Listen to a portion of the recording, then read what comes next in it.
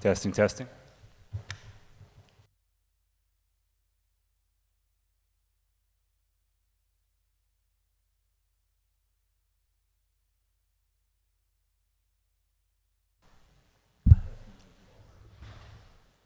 No better way to start a Monday. They're good. They're live.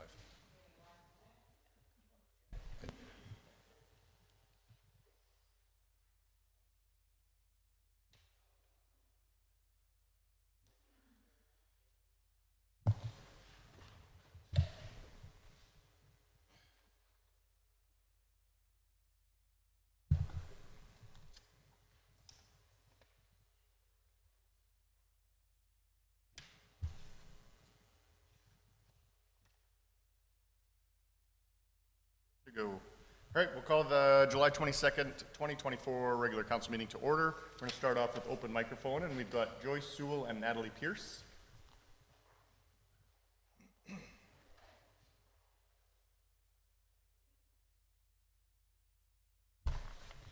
Good morning. Good morning. Oh, it works. Awesome. Hello, good morning. So Thursday before last, Connect Wetaskiwin had one of our monthly fireside chats. The topic was information accessibility in our community, which ended up leading us into the motion at last month's council session about the urban forest sustainability policy. So while the initial concern about this was the lack of information that was put out into the community regarding not just the changes, but also the policy's existence and the steps being taken to follow it, discussion moved to concern over the changes themselves. So Joyce, who has a ton of knowledge and passion for trees, brought forth all this information, and it was just contagious to the group, and we were able to pull together another meeting just 4 days later with 9 residents and a list of 20 names, more than 20, with names that weren't on Joyce's list specifically, who are interested in talking about this topic further. So we met to go over the proposed changes, and as is tradition, I became default spokesperson, so you have to listen to me talk about this. But I'm really glad to have Joyce and other people here who participated in this discussion to show their investment in this issue. And I'm kind of hoping you'll take some notes because this topic comes up again later in the day, and these are residents' concerns and questions. So the updated proposed changes in the new policy went from strive for 30% tree canopy to maintain a minimum 30% canopy. This is much better, and we're really excited to be able to focus on how we're going to reach 30% tree canopy so that we can maintain it. In October 2022, when the canopy was measured, the forestry report stated that we were around 15%. Sean Seawright said in his presentation that in the last 3 years, they had never hit a 2-to-1 ratio. And we can see through previous reports that we haven't even hit a 1-to-1 ratio. We really want to see that change. When a tree is removed, it seems like there is little reason to not replace it immediately. If the prior tree was diseased, then a different species even could be planted right in its place. In 2022, 41 acres of land usable for this purpose was identified. So if for some reason a tree cannot go right into the same hole, there is information available about where a tree can go. Consensus from our group was that boulevard trees should always be replaced, not just for aesthetics, which are very important, but because it also keeps maintenance more efficient. Last year, 27 trees were removed from boulevards and only 4 were replaced. If we want to do better than 1-to-1, which we need to do if we ever intend to hit 30%, then there's the possibility even of doing a blitz planting. So Leduc recently planted 2,000 trees in one day. They got the trees through a grant, and all it cost the city were some hot dogs and water for community volunteers to come and do that. And the people in our group that have met are all interested in helping in ways like this. The pruning cycle in the changes was revamped, like in the updated proposal, but it's pretty vague, and we feel like community needs to know what to expect, especially those who are calling in with complaints or concerns. Last year, 193 people called in complaints, 73 about trees. The year before, 156 complaints. How many of those calls were followed up on, not just with information, but with gratitude? Last year, Councillor Nielsen asked how tree care was prioritized, and Sean said mostly through community complaints. And I wonder how many people know how imperative their attention to this issue is. The proposed changes coming forth today also mention that 2 arborists and a technician are required to the cost of around $210,000-ish a year plus $3,000 in office supplies. I recently asked Sue Howard how many arborists we had and was told 2. So we are wondering if this request is in addition to the 2 that are already on staff, or if that is taking them into account already. So to bring this to a close, in 2022, 3,674 trees were inventoried and uploaded to GIS with an estimated 400 left to follow through on, not including By the Lake Park or Peace Hills Park. Last year, 0 were inventoried. It is really important to know what already exists so that we can find out how we can hit our goals, but we already know we're really behind and a tree canopy doesn't grow overnight. So we don't need that information in a database to start planting now. And we're here to say that as a group, we want to see that happen and we're ready to help. Thank you. Thank you.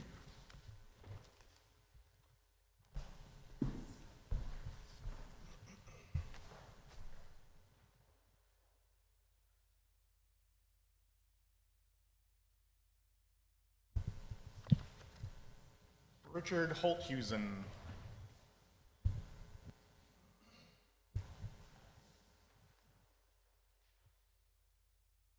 Good morning, sir.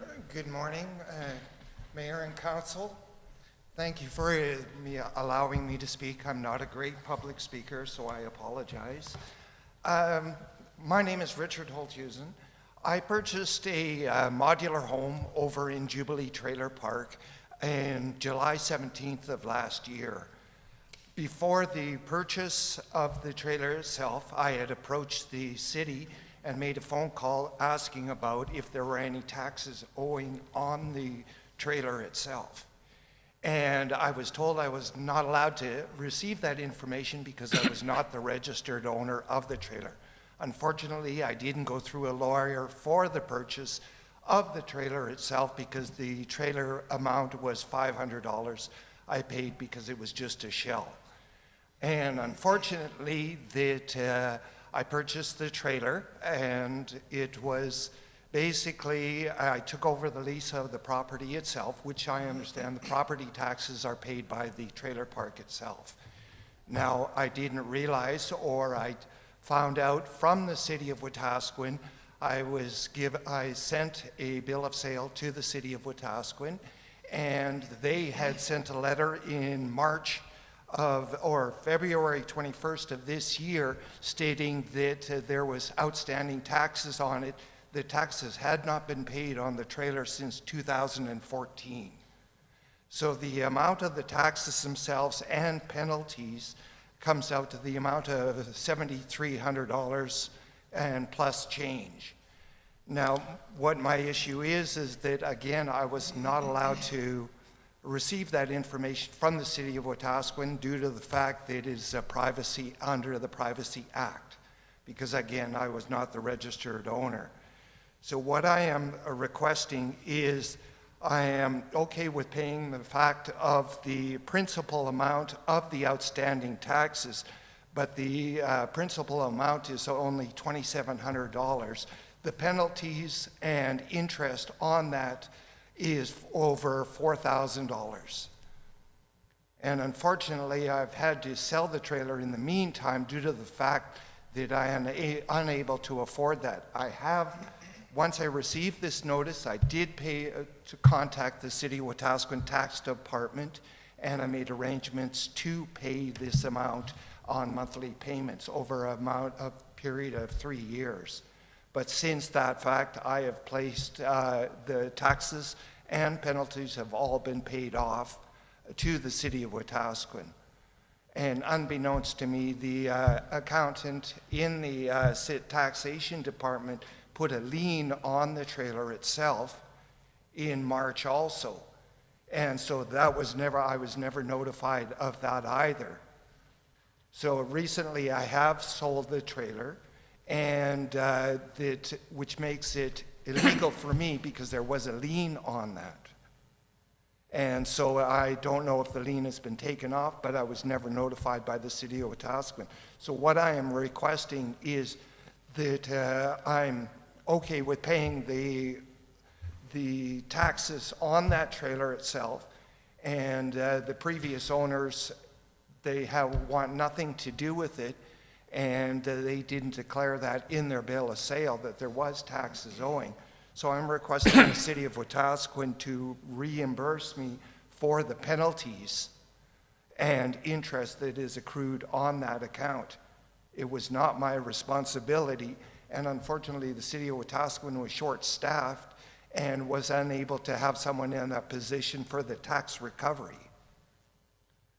I do have a copy of the tax recovery notification that I received in February 21st, 2024, stating what the taxes are and what the penalties are on that. And I can certainly provide you with the copies of that. Can I follow up with my administration and then have them reach back out to you? Okay. Is that okay? Thank you. Yeah, absolutely. Thanks very much, everyone, for your time.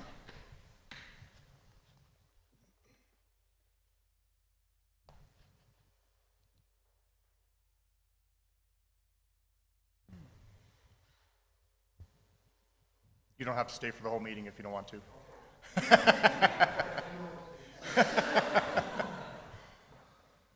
That's a good day, you bet. All right, 3.1, looking for approval of the agenda. Councillor Billingsley, any additions? Perfect. We're ready for the question. Those in favor? Carried, thank you. Adoption of the minutes.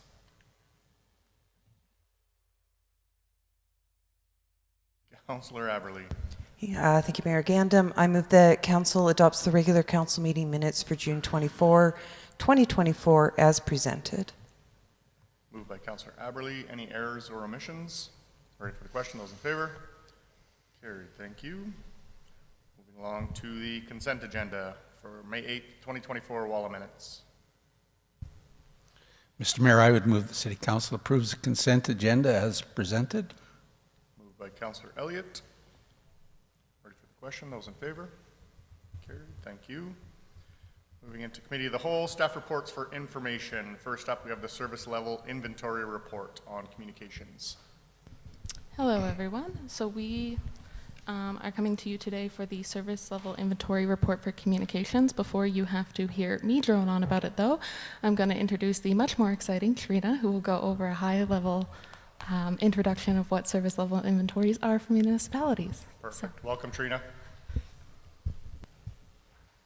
Good morning, everyone. Thank you, Your Worship. Is my sound okay? You're good, yeah. All right, that's great. My name is Trina McCarroll, and I'm a consultant who works with a lot of municipalities on strategic planning, corporate planning, and service level inventories. Did you receive an overview earlier last week by email with an overview of service level inventories? Yep.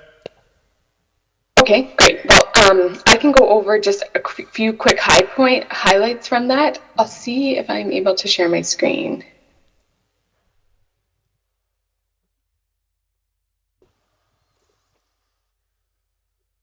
Okay, can you see that? We can, yeah. Service level inventory? You bet. Great, thank you. So you likely all know what service level inventories are. They outline services that municipalities provide, both externally to the community and internally as support services. There's an internationally recognized methodology. It's been used around the globe and become really popular in Western Canada in the last 10 years, and many municipalities are using it. And it's really foundational to municipal planning, budgeting, risk, as well as community engagement. Basically, what it does is it provides an overview of the services that are provided, why you're providing those services, and the level of service that's currently being delivered. The level of service is the trickiest part to describe and articulate and eventually, hopefully, measure as the practices get more sophisticated. So the level of service can be a measure of quality, quantity, and reliability. And we really try to take the perspective of the residents and the citizens and the business owners who receive the services instead of only the perspective of the department that's providing them. We really try to keep in mind how the citizens and businesses receive the services. So there's many benefits of creating inventories, decision-making, transparency, continuous improvement, and aligning the organization to make decisions together. So really beneficial. And but there are some challenges in creating them, especially in the full version of service level inventory methodology. It can become quite large and quite thorough. So for small and medium municipalities, I really recommend that they start with an introductory service level inventory, MSLI as I call them. And basically the only difference about an introductory version is that you use available information about the services rather than trying to wait and collect more sophisticated or complicated metrics. And that I really recommend that you can create an introductory version of your whole municipality, all the services that are provided. And then as you go through the inventory each year, you can become more and more sophisticated in your data and your metrics. With my work with municipalities across Alberta, I found there's varying degrees of data and metrics available, and it's a learning curve for organizations to learn how to do those properly. And so I find that by doing an introductory version, you can get the whole inventory in place. What services are you providing? And then you can prioritize which ones you want to develop more complicated and more thorough metrics for. So that's the introductory version of service level inventories. So I'll just stop sharing my screen. And so as you can see, and as you've been in discussion the last few weeks and the last few months, Communications has been working on theirs since your last council meeting, and I've supported them in that. And so Communications will provide an overview of their introductory service level inventory, and I'm happy to provide any support or answer questions in general, but I'll turn it back over to Kristen for the specifics about Communications. Awesome, thank you so much, Trina. So now we're at the part where you have to hear me drone on, apologies. So we're gonna go through the communication service level inventory, which sets out 10 services that represent an overview of external comms functions. These guide communications operations. So the first one that we have, and I'll do these at a high level, we have strategic communications expertise and planning for large-scale projects. This can be best defined as providing expertise to support departments and collaborate on communications plans for annual initiatives, any single project or initiative, or create a manageable workflow for the year for certain annual projects. We provide direction to help communicate each initiative throughout stages of planning, implementation, and completion. So that's piecing together what initiatives, such as what social media initiatives, what press release, what newspaper, traditional media initiatives are going to be required for the successful implementation of that communications plan. So from that, we'll go into social media. We work to provide accurate and up-to-date information on all social media platforms, including Facebook, Twitter, Instagram, Threads, Linktree, and LinkedIn for the municipality. This is this is the area where we spend most of our time, just because while we will have a piece of information, all of these platforms require some level of customization in terms of how we actually communicate that. For example, Facebook doesn't really have a character limit, whereas Twitter has, I think right now it's at 280, and Instagram is the same. I think it's at 1,000 characters, so we have to adjust each communications piece for each social media platform we're communicating it on. In addition to social media, we also provide customer service functions on social media as well. So we'll get comments that are questions, we'll get DMs that are questions. So some of our time within that service is finding the correct information to be able to address those questions. Website management really connects with social media in the sense of not a lot of everything we do on social media. The goal is to get people back to our website as that is where all of our information is hosted. So we update and populate the website with current information, photos, and events, and we manage the functionality of the city's website to the best of our ability. From that as well, so newspaper ads, content, and graphic design, we book advertising space, work with designers to design each ad, and arrange final improvements across departments.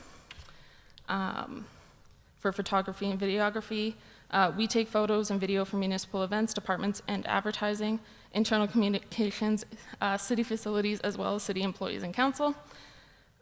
We also ensure, if we're using stock images, that we have the correct licenses to use those photos, images, and sounds. So we also support media interviews, speeches, and presentations, in the sense that we arrange media interviews and provide media preparation, key messages, and coaching for department representatives. And then to go into press releases also get sent to the media, but they're broken out from the media relations part just because they're a bigger portion. So we draft and write releases based on information from the departments to proactively share news and information with the community. That is also from the departments, also from council meetings. So then going into our 7th service, so we aid in the creation of, which is public engagement, sorry. So we aid in the creation of public engagement plans, and we also are heavily involved in developing surveys and project pages on What If Wetaskiwin for engagement that requires online surveys and things like that. Council reports, council highlights, and open mic reports take a chunk of our time as well. We edit all requests for decisions that go to council for grammar, flow, spelling, clarity, and consistency. We also draft the council highlights, and those are an accessible, easy-to-read overview of the most significant decisions made by City Council during their council meetings, including motions, and we also link for more information and the impact.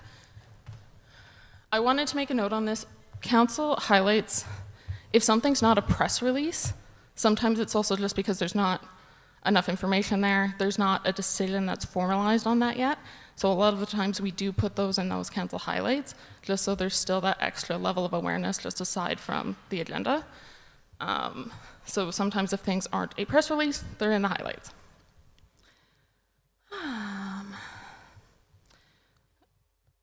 To mention as well, the council open mic period, we clarify misinformation presented during that time and provide corrections in plain and clear language to the best of our ability, and then we post those on the website and social media.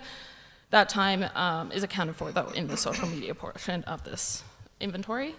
And then the report to the community and corporate business plan updates. So we collect information from across the organization and compile it into publications such as the report to the community and the corporate business plan updates. Those come to council quarterly as well. So, are there any questions? I'm blaming my fast speaking on the heat. Councillor Blatz. I move that City Council accepts the report titled Service Level Inventory Report Communications as Information. Moved by Councillor Blatz. Any discussion? Councillor Elliott. Thank you, Mr. Mayor, through to Kristen. Just a few questions, but maybe this is Trina too. What is the best method of communicating with the public? I mean, historically, we've been told, I didn't know that was happening, I didn't know that was happening. So what is the best method to communicate with the public so that we reach all demographics? Through the chair to Councillor Elliott. The best approach is really a multifaceted approach. We typically need that level of social media advertising. We need that level of traditional media through the newspaper, things like that. Those are mentioning it on the website, things like that. The best method of communication is a mix of all of them, just because different audiences, they consume city information in different places. Okay, thank you. When you're talking about web champions in the city. Who's going to coordinate all the different web? Is that going to be the communications department? Yes. Okay.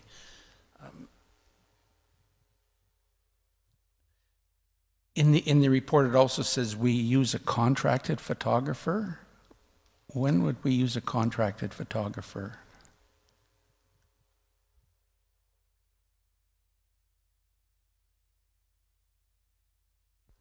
So in terms of contracted photographers, ECDev had some very specific sets of photos that they wanted done. So they used a contracted Okay. photographer then. All right. We just coordinated to make sure that everything was Okay. branded, everything looked good. Okay, that makes sense. Thank you. And the other thing, the last thing is, we had talked about in different council meetings about sharing good news, happy events and things on a more regular basis. I don't notice that in here, or did I miss it? But just sharing, we wanted to have a regular report to the community on the good things that are happening. Absolutely. That would be any good news that's shared right now that's part of the service levels on our social media and website, because that's where we would typically put the good news.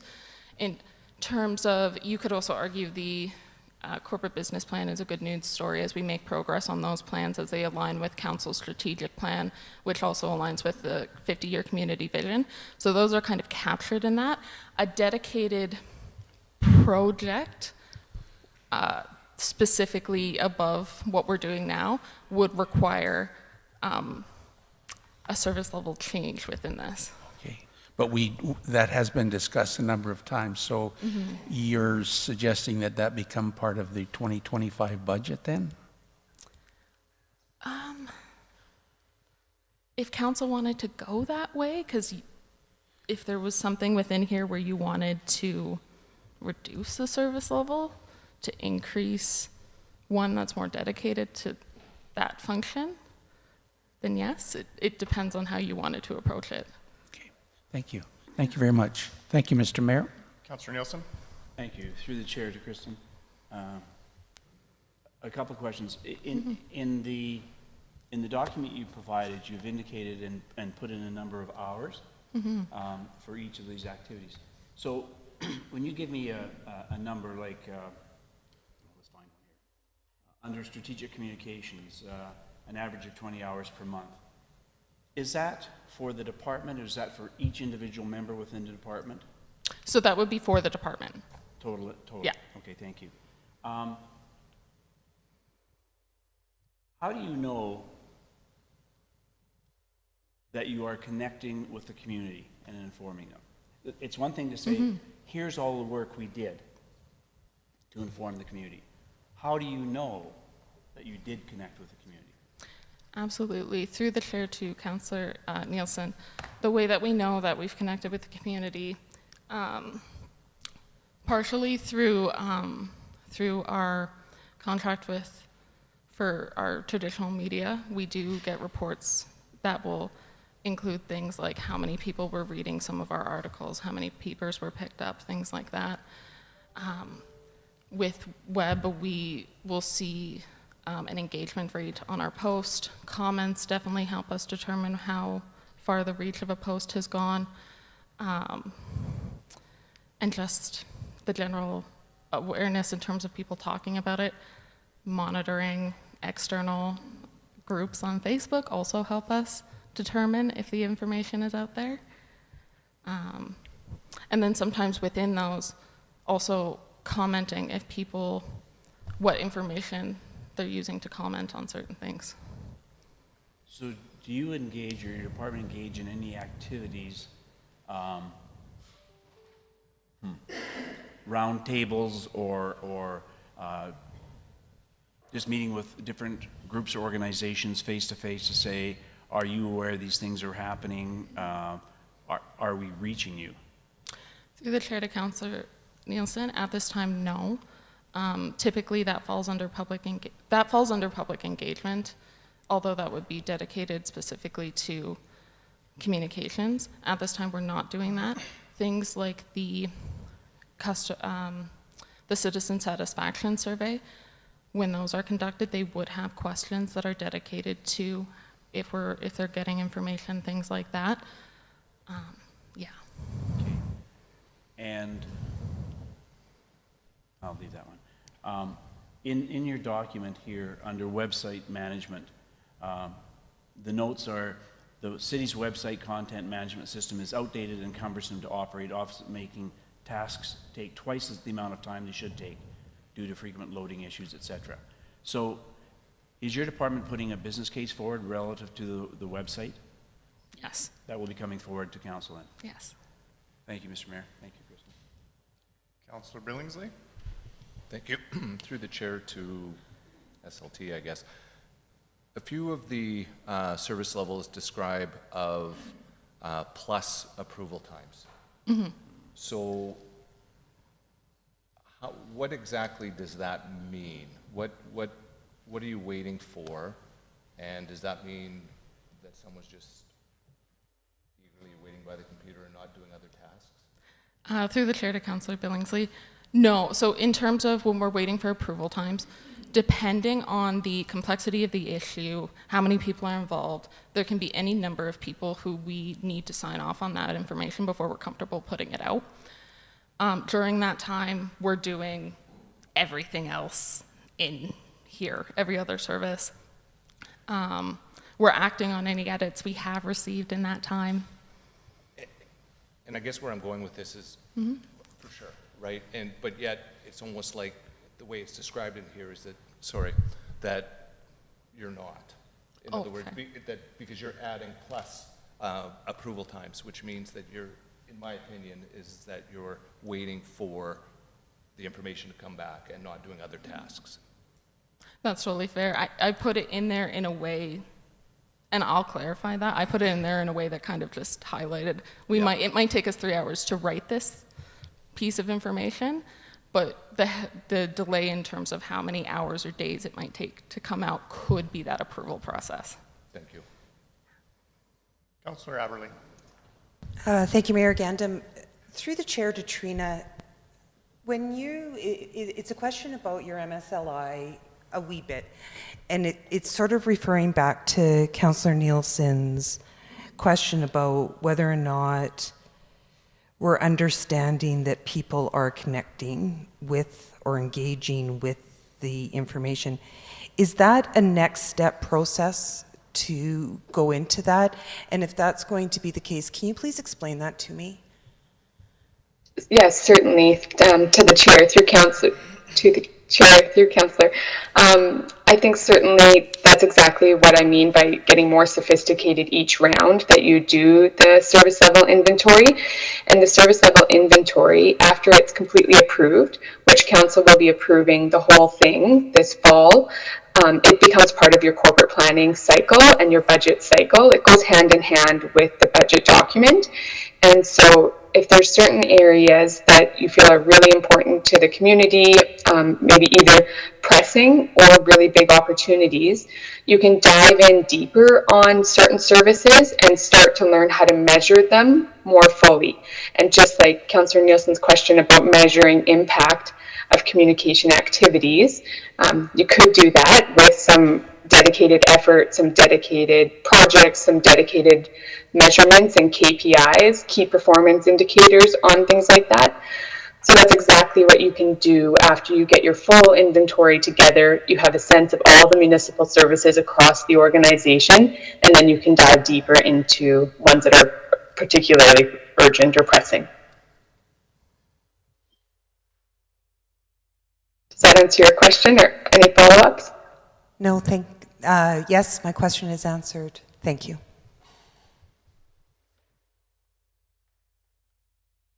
Anything further? Ready for the question? Those in favor? Thank you very much, Trina. Thanks, Kristen. Thank you.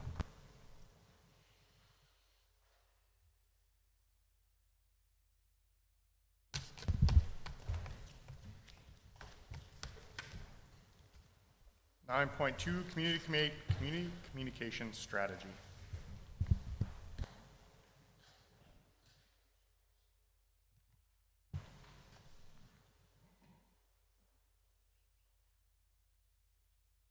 Pardon? Community communication strategy? Oh, sorry. liquor store investigation. Yeah. Thank you. Why do I have two 9.2s that are separate?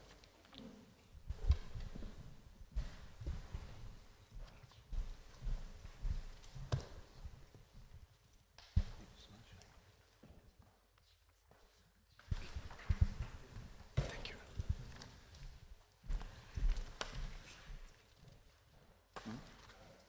These, yeah. No, We're gonna- I have it after. Yeah.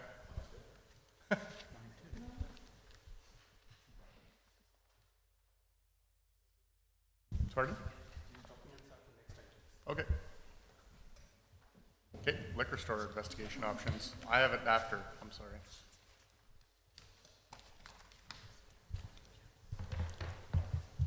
Good morning.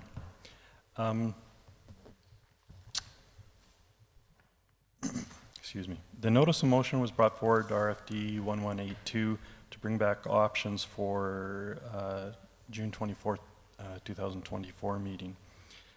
In the June 24th, 2024 meeting, administration brought forward RFD 1211 to request an extension to this meeting, July 22nd, 2024, as the individual that brought forward the motion wasn't in attendance at that meeting.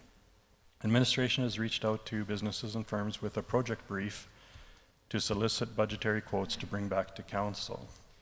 To date, administration has received no responses back for a budgetary report or for such a report, but has received legal budgetary quotes of between $4,000 and $6,000 for legal opinion on this matter.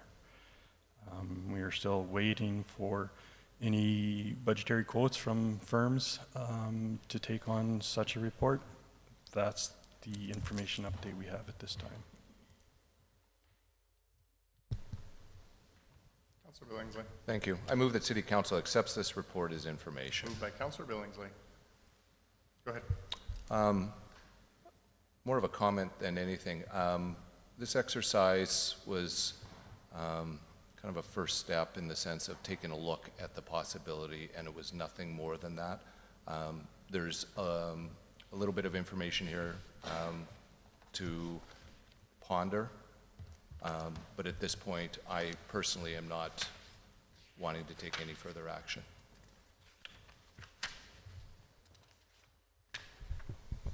Councillor Aberley. Thank you, Mayor Gandam. Through the chair to council, that was going to sort of be where my question was going towards, is what was the next step? And so that's where I'm just sort of talking is, do we let administration continue down this road looking for quotes, or do we add this to new business to make a motion? As it stands now, if nothing is added to new business, it's done. Would they continue to be looking for information? Nope. Okay, thank you. Anything further? Yep, go ahead, Councillor Nelson.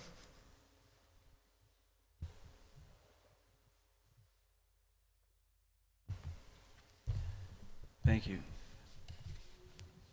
I guess I want to be clear here, because what I heard Kevin say, we're still waiting for reports to come back, quotes to come back. And what I'm hearing is that we're done with this, so this need for wait for more quotes is not necessary. Well, if the quotes are coming, they'll come back, and then they can report to council, but they're not going to go looking. Chasing. Correct. Great, thank you.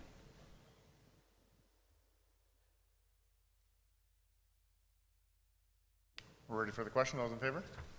Carried. Thank you. Community communication strategy. Good morning, Council. We have Ben Pruill waiting on Teams to speak to us on the communications, communication strategy. Ben is with Catalyst Communications. Good morning, Ben. Good morning. Thank you for having me today. I appreciate the time. I know that you have a busy schedule, so I'll try not to take up too much of it. I'm happy to be speaking with you today about the potential of a communications plan development process, what that might look like and why we go about it. The timing of this is obviously pertinent, and it makes sense to talk about this now, having just looked at the service level inventory for communications. Now, what you'll notice when you look at that service level inventory, that it's all very day-to-day output focused, which is typical. The problem that we're encountering in many municipalities is that capacity is kind of up against a wall for communications as demand has risen consistently over the years, and the expectations of residents is higher, and there's a need for broader strategic planning to drive some of those bigger picture pieces that tend to get left behind when we're stuck in the day-to-day. And that's what the communications plan essentially does. I like to liken it back to how you approach strategic planning, where for council's strategic plan, you would develop a series of goals and prioritize those, and then those would be connected to the tactical plans on how to execute those and have some deliverables tied specific to your goals. The communications plan would be similar to that for that department, and it would be all-encompassing. So we determine a set of goals that make sense for the organization on a bigger picture, looking at where the gaps exist currently and where you would like to be moving forward, develop some prioritized deliverables and strategies to execute upon those goals, tied back to capacity, and if there is an issue in that sense, then we link it back to that as well. And then we make sure that it all ties back to council strategic plan and broader organizational efforts as well, different corporate plans, to make sure that it fits well into what you're looking for and in how you would like to see things move forward. Our general approach for this is that we would, not create it in a vacuum, so to speak. So we look for input from council, from administration, and we often go to the community as well to say, what's your perception of current communications outputs and how that's working right now, and what's missing, and what would you like to see moving forward? And that really helps us shape the development of your communications plan. So we typically do that in 3 steps. If you do choose to include public engagement within that, we'll do public engagement through surveying, and then sometimes, but not frequently, municipalities will ask for a bit of an open house process within that as well. Typically surveys will do the trick. And then we'll do workshops with administration and a separate workshop with council. Often the council workshop is done before anything else, so that we can kind of see your direction in there and where you would like to see things and what your perceptions are. Once we get all of that information, then we draft a draft a plan for review and then build it out from there. Typically these plans span 5 years. We've seen many that go longer. It's really based on the needs of your organization, the capacity of your organization. And we also do make them flexible, similar to how you would review a strategic plan on an annual basis, hopefully. We would do the same with a communications plan. So once it's handed to you, it's not a dust collector. It's a living document that is referenced frequently, that is acted upon. The goals and outputs within it are actionable and realistic, and it's reviewed on a consistent basis once objectives are complete to see where things lie and where things need to move forward. So that provides a little bit of an overview. We have provided additional considerations that can be tied to this process in a proposal that we delivered, which I'm told was delivered to you as well as council, and that's for different pieces to bolster what is included within the communications plan. Pieces like public engagement workshops specifically to dive into how to broaden and strengthen public engagement efforts, things like a dedicated engagement strategy and framework, a deeper communications audit, which would typically come before the planning stage, but it does dive deeper into everything. And so there are different options within here, but what I outlined is pretty typical to how we would do it. The timeframes on these are constrained. We don't tend to take a year to get these done. Some of it depends on availability, and it's, as you know, typically pretty difficult to engage throughout the summer. But we make it work. And normally if we're starting something at this time of year, it's because we're looking to get it done before budget deliberations. So we can certainly align with those efforts if that's required as well. So that gives you a good overview of what we would be looking to do. I'm obviously happy to answer any questions that you might have. Thanks, Ben. I move that City Council accepts the community communication strategy presentation as information. Moved by Councillor Blatz. Any discussion? Yep, go ahead. Through the chair to administration, I'm just kind of confused about process because I don't fully understand why we're getting an operating business case presentation before budget.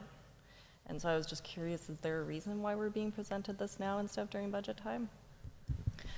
Through the chair to Councillor Blatz, we were asked by council to look into a communication strategy, and so we've engaged with Mr. Proul to look into the information and what that could look like. The presentation, the hard copy presentation that you were provided with this morning includes information that is part of a core package, as well as some optional things that council may choose to include. That's for your consideration. We can bring this back to council at the August meeting in an RFD for decision, pending what council chooses to do with this today.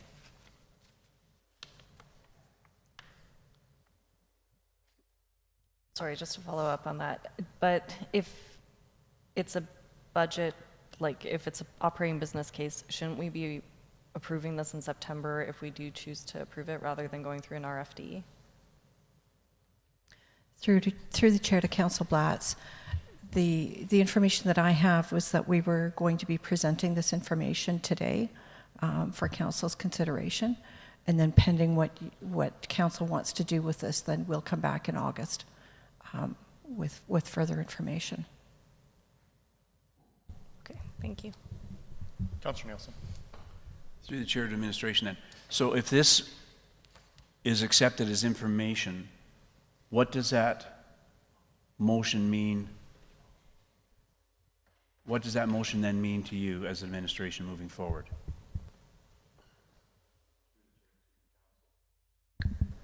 Is that better? Through the chair to council. The purpose of this is to get feedback from council on what type of operating business case to bring forward at the budget time.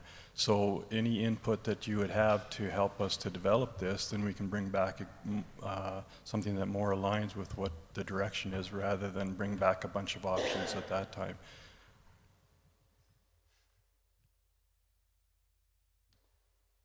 Thank you. Councillor Everly. Thank you, Mayor Gandam. Through the chair to administration, there are at least two people who are sitting in this room today, two community members who have offered to help the city of Wetaskiwin with many of these things to provide more for less money. And my question is there a reason we have, because I'm still not understanding why this has come towards today, but have we looked at looking to local people or local opportunities that we have to also help administration with communication strategy? So we've got this information now. It's coming in committee of the whole. We're accepting it as information. Yeah. Council then decides when this is going to come into play and directs administration if we're going to work with a community group or if we're going to go through a consulting firm. That the direction comes from us. So as it stands right now, if we accept as information and no further action is directed to administration, then we aren't doing anything. So whether we're approving it in August or if we're pushing it to a budget to be a part of those deliberations, it's still us who's deciding when and where. I understand that, and my question to that is this the only proposal that's coming forward to us? That was my question for administration. Okay.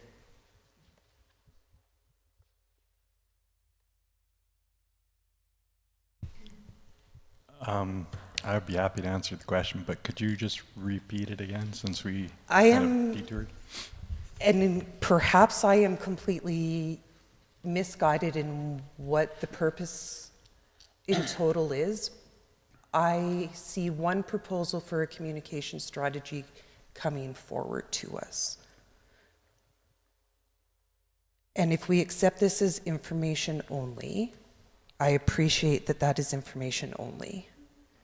Will any other proposals be coming to us?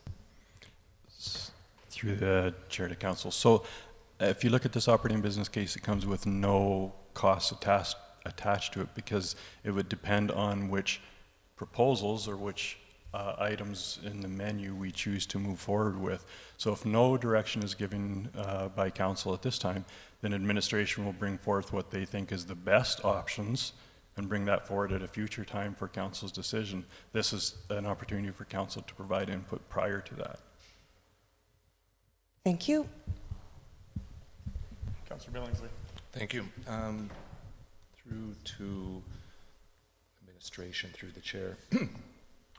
Because this is in committee of the whole, there's really no other than accepting for information. Is that correct? I too look at this as being a business case as opposed, and at that point, I can't really add more to it other than if accepting it as information. And business case can be brought forward, I guess. Go ahead. Thank you. I do have a question for Ben, though. In your introductory remarks, you made a comment. I'd like you to extrapolate on that if you could. And you made a comment, you said, communication capacity is up against the wall. What does that mean? Yeah, absolutely. Through the chair to Councillor Nielsen. So what we've seen consistently throughout Alberta and beyond over the past year specifically, past 5 years, I would say specifically, the demands of residents for communications with the organizations has increased substantially. In a lot of ways, it's a major positive. Residents want to be more involved. They want to know what's going on, and they also want to know about it now. The demand for engagement is up in similar extents. And at the same time, we've seen a lot of councils like yourselves who have been pushing for increased communications efforts or specific communications pieces within that. So a lot of councils we've seen have been pushing for more engagement, for example. Now, with all of this, there's, you look at your service level inventory, that's a full inventory as is. And so as was mentioned earlier, if there are other pieces that you want to fit into that, then it does take some figuring out how you're going to do that. And so the communications planning process allows us to kind of look at your capacity, look at what's being done right now, and look at what's desired moving forward, and to see how to balance all of that. Now, there are organizations that want so much that we say, if this is actually what you're looking for, then here's a timeline of when your capacity will run out and you'll have to look at expanding that. For most organizations, we're able to work within capacity to say, here's how we play with everything to make sure that you're getting what you want without losing the key pieces of what's working right now. And so part of the engagement will help to identify where those gaps are, and if there's pieces that are being done right now that aren't necessarily hitting the bullseye, so to speak, then we adjust in kind within the communications plan. Thank Does that answer your question? No, it does, but it prompts another one here, if you wouldn't mind. So yeah. as part of that whole process, because there are so many ways now to reach out, to engage, and inform your community, how do you minimize redundancy? It's a good question. We don't know the specifics until we actually dive into everything, so I don't want to speak out of turn or expect what we're going to find. That said, the answer given earlier that you kind of do have to hit the community from every angle to communicate effectively does hold true. What we often try to do is find ways to hit the community a little bit more efficiently. And so it's not to say, you know, we're going to come back, or that this plan would come back and say, you know, this is the only way that we're going to be communicating from now on. It's to say these are the core areas in which we're going to communicate, and then depending on the processes, that might look different. So when we look at something like engagement, for example, does it make sense to have open houses and surveys, or is there a better process that would meet the needs of your community in a more efficient and effective manner? Or if we are doing town halls or open houses, do we do them at a municipally owned facility, or do you look to partner with the community? Those are the types of pieces that we're able to uncover. And so it's not about as much about eliminating redundancies as it is making sure that what's being done is as efficient and effective as possible. Thank you. Anything further? Ready for the question? Those in favor? Carried. Thank you. Thanks, Ben. Thank you. Item 9.4, Wetaskiwin District Museum Society Annual Report. Councillor Aberley. Thank you, Mayor Gandam. I will need to excuse myself from the next two agenda items as the Executive Director of the Heritage Museum. Thank you. Thank you.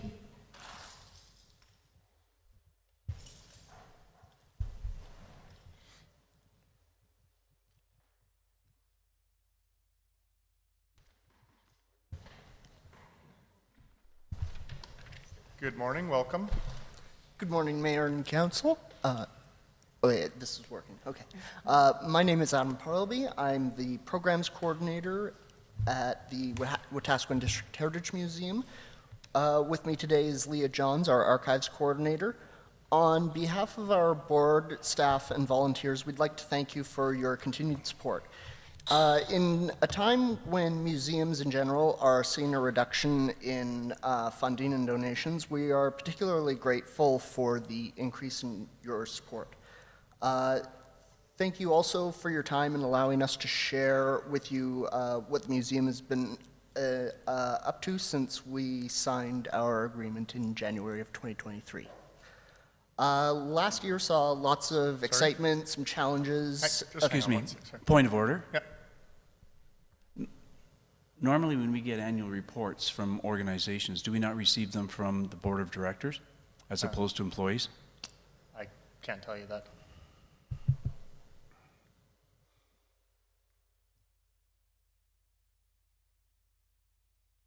I'll look to Noman for... Because typically when we give grants, it is typically to the board to administrate, is it not? I'm looking to Noman for... So a report coming back as opposed to... Or a report coming back not from the board, but from staff, from the association. Is there a difference on how we receive that information?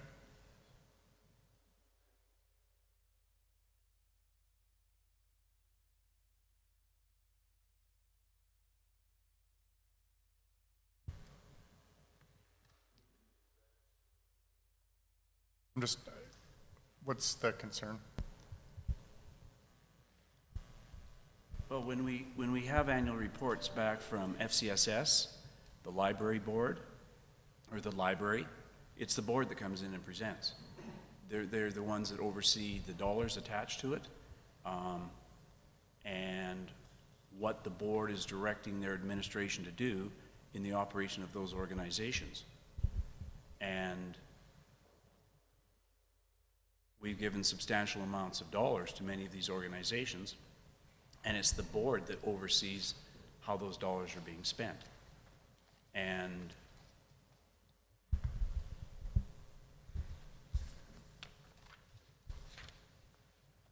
I guess I'd be surprised if all of a sudden our boards of these various organizations aren't presenting back to council. It's staff of the library presents back to council about how they spent their money, or how FCSS staff have spent their money.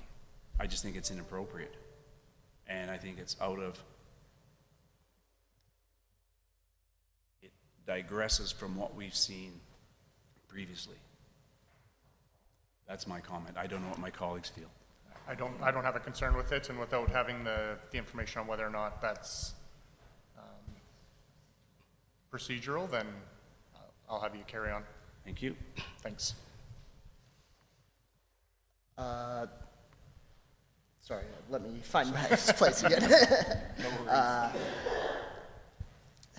Thank you also for your time in allowing us to share with you what the museum has been doing since we signed our agreement in January of 2023.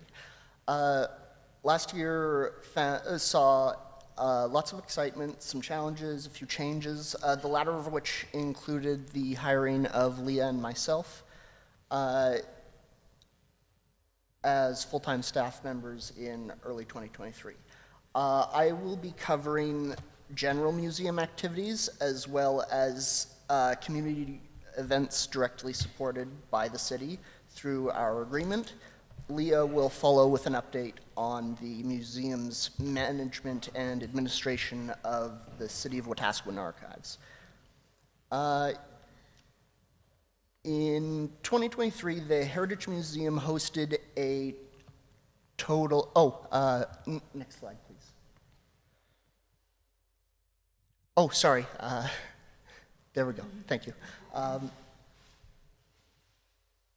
In 2023, the Heritage Museum hosted a total of 21 field trips providing curriculum-based activity to approximately 430 kids in our community. While most were from Wetaskiwin schools, we also welcomed several homeschool groups as well as students from Musqueam and Donalda. We also offered a 5-day summer camp that ran from 10 a.m. to 4 p.m. and was attended by a dozen children ages 5 to 11. Each day of our camps was based around a general theme, including Dinosaur Day, Around the World, Medieval Fantasy, Mad Science, and Pioneer West. Our days are full of hands-on craft and physical activities, encouraging learning through fun. Each year we succeed and continue to fill our camps with the need for very little advertising, as many of our campers return several years in a row. Another youth-focused event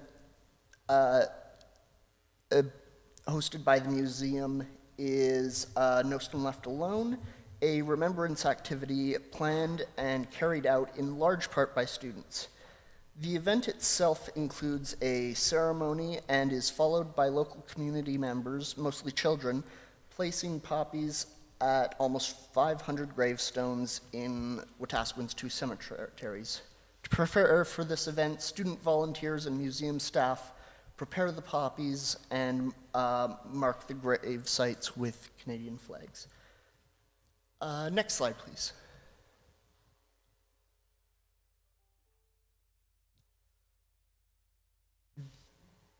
The museum's signature event every year is the Women of Aspenland induction ceremony, which since 1996 has been preserving local women's history by annually adding the stories of women from the city, county, and Musqueam who have made important contributions to our community into our permanent exhibit.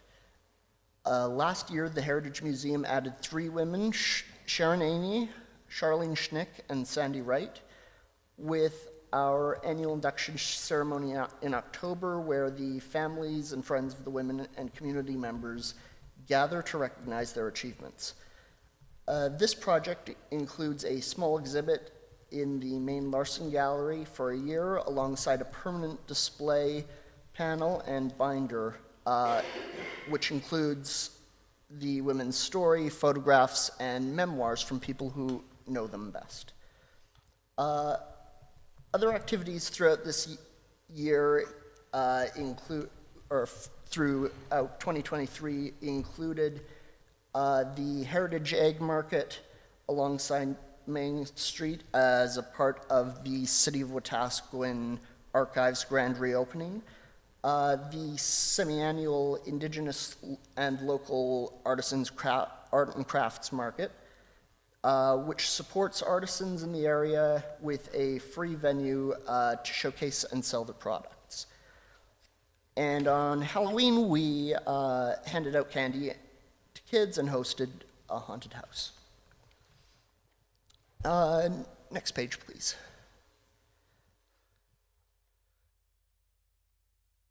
Speaking directly to the 3 community events that are part of the museum's agreement with the city, Wetaskiwin's Canada Day 2023 was a big success with multiple organizations participating in various activities throughout the day.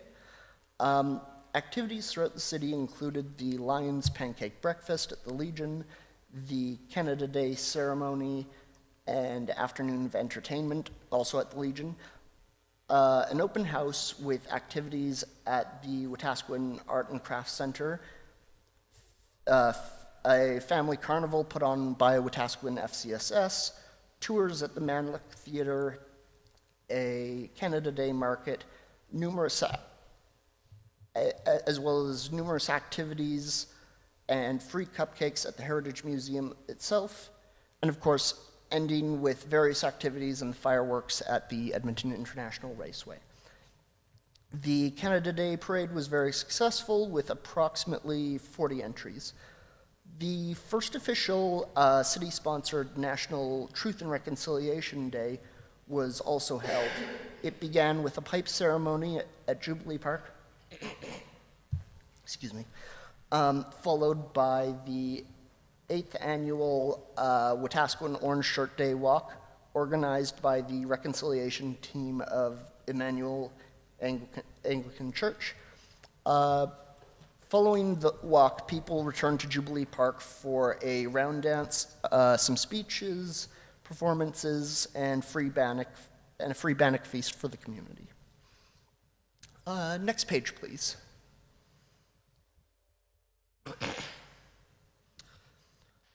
All of this is in addition to what we consider the day-to-day museum activities, which includes the exhibit and preservation of over 20,000 artifacts. The museum is open Tuesday to Saturday at 10 a.m. to 5 p.m. with extended hours until 8 p.m. We are closed all statutory holidays with the exception of Canada Day and for 2 weeks following Christmas. It has been a part of our long-term goals since 2013 to update all permanent exhibits, many of which date to when the museum first opened. In its current location in 2004, while producing at minimum 3 temporary displays in the museum itself and maintaining new displays in our satellite exhibits at the county office, long-term care, and in the foyer of Co-op Place. We also maintain a permanent satellite exhibit at City Hall, known as the Caretaker's Suite. Excuse me. Updates to the basement and main floor, including the back staircase, were completed at the end of 2022, and so much of this past year and a half has been focused on research for the second floor exhibits and preparing and installing the 6 temporary exhibits. We are also continuously working on accessioning new artifact donations to the museum and, of course, raising additional money, which is done through fundraising, grant applications, as well as through our Star Store and the Coffee and Tea Corner. Outside of this, we offer our main floor Larson Gallery as a friendly gathering place without charge during regular operating hours to be used as a venue for a variety of community activities. This ranges from a Truth and Reconciliation felting project to family Christmas and birthday parties, Our gallery is also used regularly by clubs and more organizations that don't have spaces of their own to meet, including the Wetaskiwin Arts and Music Festival Committee, the Friendship Society, Connect Wetaskiwin, Carapace, the Interagency Group, several book clubs, and a knitting club. Outside of regular operating hours, the Larson Gallery is also available for a modest fee to host other events. Thank you. I'll pass things off to Leah. Taking over the management and administration of the City of Wetaskiwin Archives began with many challenges, as most new projects do. I was hired as the archives coordinator in the early spring of 2023, at which time the archive space in what is now Elevation Fitness was formally handed over to the museum to manage. Having been closed to the public for a couple of years, we were overwhelmed with where to start and how to even get access to the available resources. The archive space was literally jam-packed, and even moving around was difficult. The first couple of months were largely comprised of tidying up the space, moving non-archival material out of the temperature and humidity-controlled vault, removing garbage and reorganizing it as all. We created an area for public use as well as an office for the Wetaskiwin chapter of the Alberta Genealogical Society at the front of the space, and have an open workspace for staff and volunteers at the back.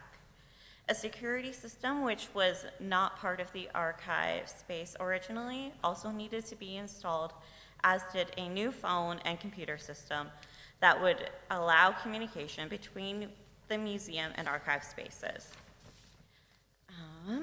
Two additional obstacles were faced with how we work with the archival material in general. After receiving the archives database information from the city, we realized that this information was being stored in numerous different computer programs, the majority of which was Microsoft Access, and not an appropriate majority of which are not an appropriate archival repository, like in Magic, as administration believed when we prepared our offer to take over the management of the archives. To effectively and efficiently manage the city's archival collection, we needed to have this information placed into a single system. As we do not have the staff or volunteer resources to do this, we paid a contractor. We could not do this until the museum raised enough money to cover this expense, and it delayed many of our intended archives activities for 2023. Even after this was completed, we learned that there is very little information that we use as a museum to share with the community. For example, there is no provenance or description of what is in each font or box. Also missing was exact locations within the storage vault itself. This is of particular concern to us. One of the main agents of preventative conservation refers to what we call dissociation. Dissociation results in the loss of objects or object-related data and/or the ability to retrieve or associate objects with their specific information that would be considered valuable to those using the City of Wetaskiwin archives. This is being corrected during our inventory project, which I will refer to in a minute. But this was of no consequence to one donor in particular who wanted a copy of an aerial photograph he had donated. Despite hours of trying to locate this record, we continue to be unable to fulfill this request. Another barrier in our first year or so was what appeared to us to be a lack of information. This included images from the collection we believe to have already been scanned, as well as administrative information such as policy and procedures, the latter of which we had to rewrite. We asked senior administration on at least 3 occasions about this, and were told that all information was on a thumb drive that had been provided to us. We were looking for something that was continuously called Q Drive in the database records. It was not until a conversation with Corey from IT Services that it was realized the information we were requesting had not in fact been handed over to the museum. We would like to give an official shout out to Corey for listening and understanding us, and to Kevin Bamber for personally delivering the hard drive to us. When we received this information a couple of months ago, we were ecstatic to find thousands of scanned images and policies and procedures we were looking for. This, of course, has made sharing the city's collection with the community much easier, and we have enjoyed the opportunity to indulge in the vast historic resources now readily available to all of us. As set out in the agreement, the museum was to spend the first 2 years undertaking an inventory of the archival collection. Due in part to many of the challenges noted above, as well as a lack of volunteer help and not receiving grant funding for an archival summer student in 2023, this did not begin in earnest until the current year. The Wetaskiwin Genealogy Society has been helping us regularly, and currently we have a dedicated archive summer student.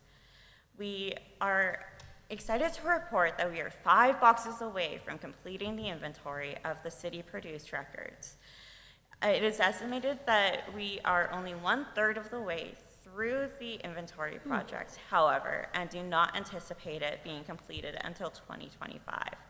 This, of course, will depend on staff and volunteer availability and how the city would like us to proceed with the city records now that they have been inventoried.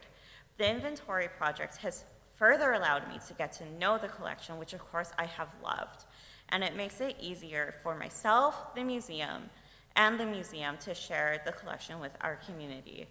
We continue to have some challenges, including struggling to maintain relative humidity in the vault, minor flooding, and over 12 shelves with boxes labeled unprocessed donations. This latter challenge is a common occurrence, especially for small heritage institutions, but one which cannot be overlooked much longer. Now, that's enough of the growing pains. We were excited to officially reopen the City of Wetaskiwin Archives last June, and over 100 people attended the celebration.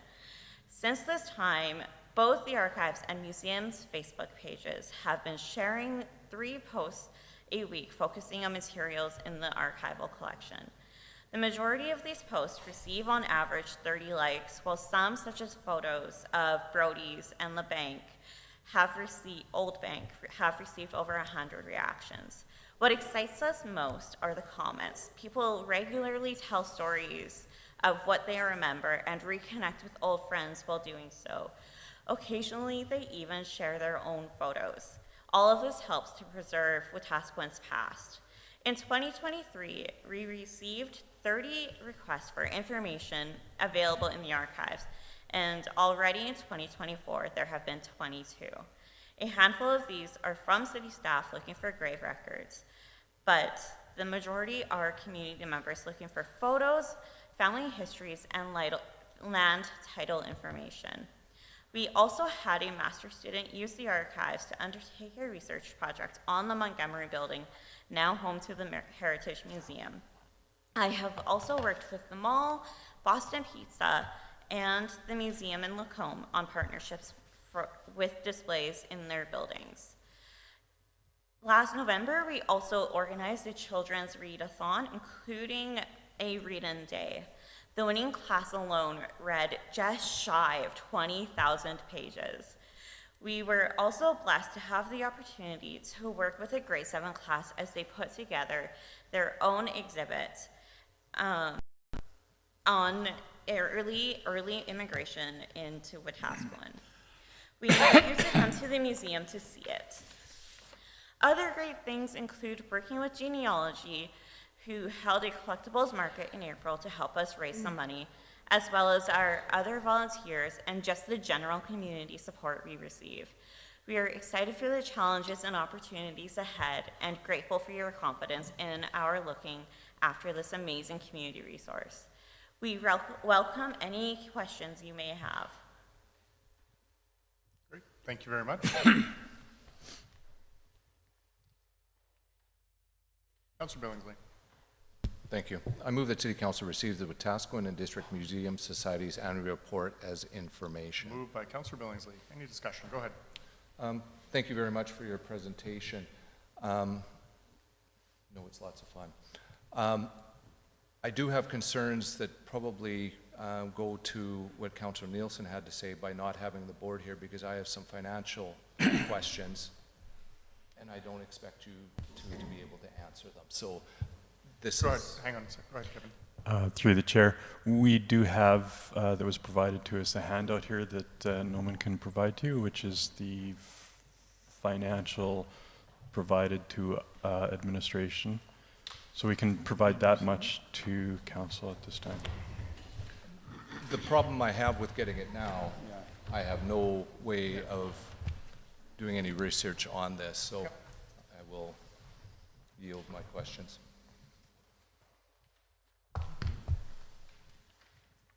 Mr. Mayor, may I request that if, at their next presentation, that we receive it prior to the presentation, so as Councillor Billingsley stated, we have a chance to oversee all of this? Yep. Thank you. Do you want to ask the questions, Councillor Billingsley? No, I do not. No? Okay. Anything further? Yep, go ahead.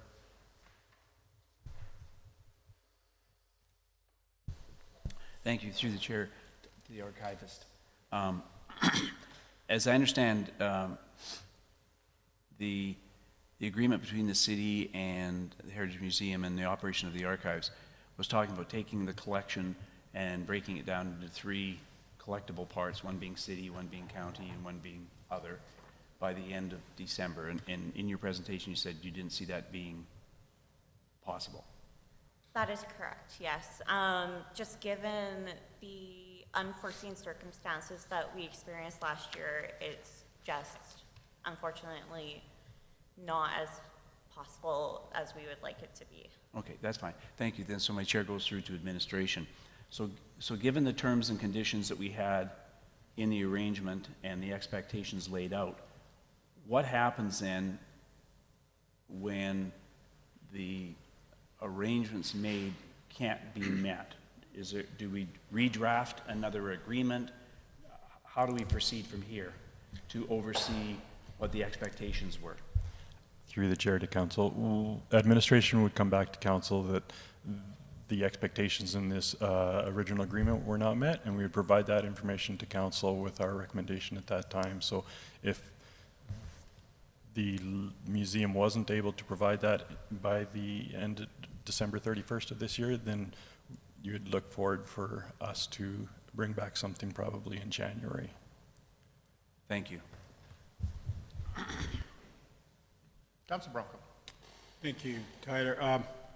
To administration, you said bring back in January. Wouldn't we need to have this way before so we can, if we just budget a case to see if we're going to give them any more money or who owns who what? Because to go into January, It's on. it's on. When we go into January, the budget's over. But it's part of the agreement, so it's already in the budget. So we would, if they didn't meet the requirements or the agreement for that year, for 2024, let's say, then we would find that out in December and then have administration come back with a recommendation. So it's already in our budget. We don't have to go through that deliberation again. But then we would know for the next year. That's why we would get that information in January. Thank you.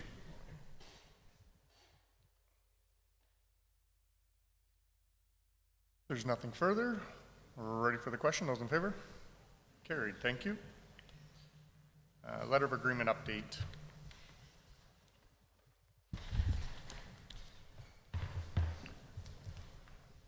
Good morning. The purpose of this RFD is to provide council with an update on the letter of agreement with the Wetaskiwin and District Museum Society.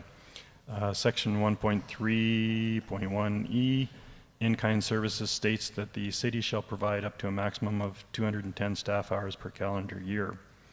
Should note here at this time that the after large events administration meets with the various departments to debrief on the event and look for learnings to improve the process for next time. The hours presented here are for all departments involved in all aspects of the event: planning, putting up barricades, enforcement, and for actual, for Canada Day, actually being in the parade. If this was not the intent of the in-kind hours, then of course we can update or change the Schedule A if council directs to define this better. But we thought it was important to bring forth the number of hours at this time so council had that information in front of them.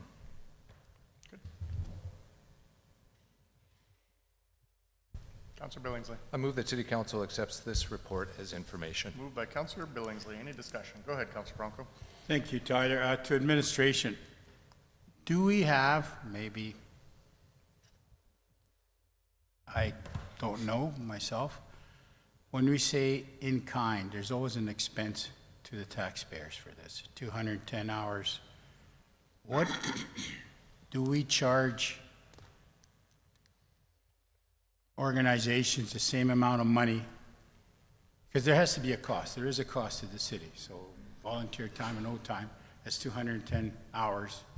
What is the cost that we charge per hour for volunteers?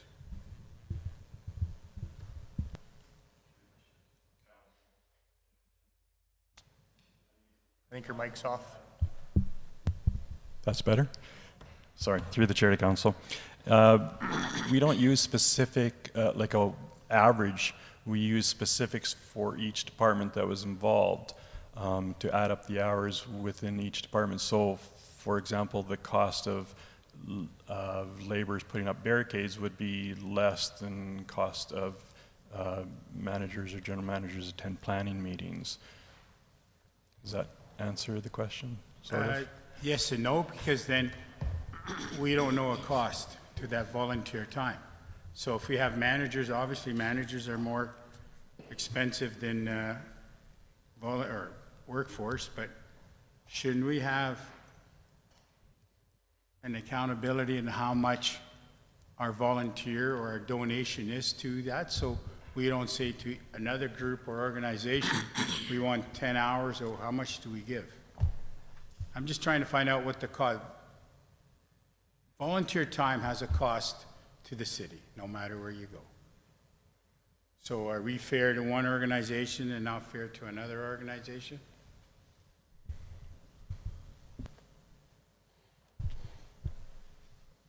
Councillor Billingsley. Thank you. Through the chair, I guess maybe to Councillor Branco. You're right, it does have a cost. Having said that, we as a council said it was 210 hours, and we didn't stipulate of which particular portion of the staff was going to do said thing. So we said the hours. Whether or not it's all management or if it's all putting up barricades was never differentiated. So it's pretty tough to have that number, in my opinion, anyway. Yep. Councillor Nielsen. Thank you. Through the chair to administration. I've read two documents now here, one being the agenda item put forward here identifying that the 200 hours have been basically used up for a wide variety of reasons and activities.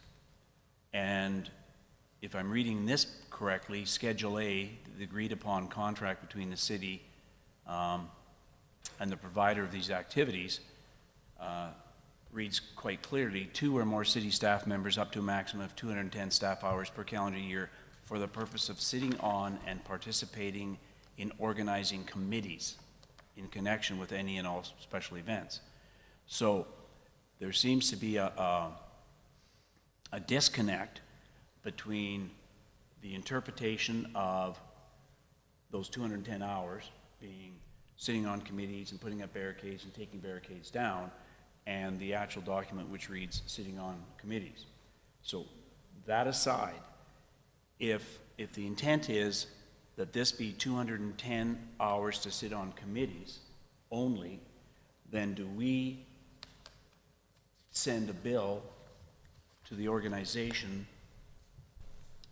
for time city staff are spending doing those activities? I guess I'm trying to delineate between these two, and it would be my understanding that when we talk about 210 staff hours, I can't speak for others, we're contemplating it being for city staff to do activities in support of the event.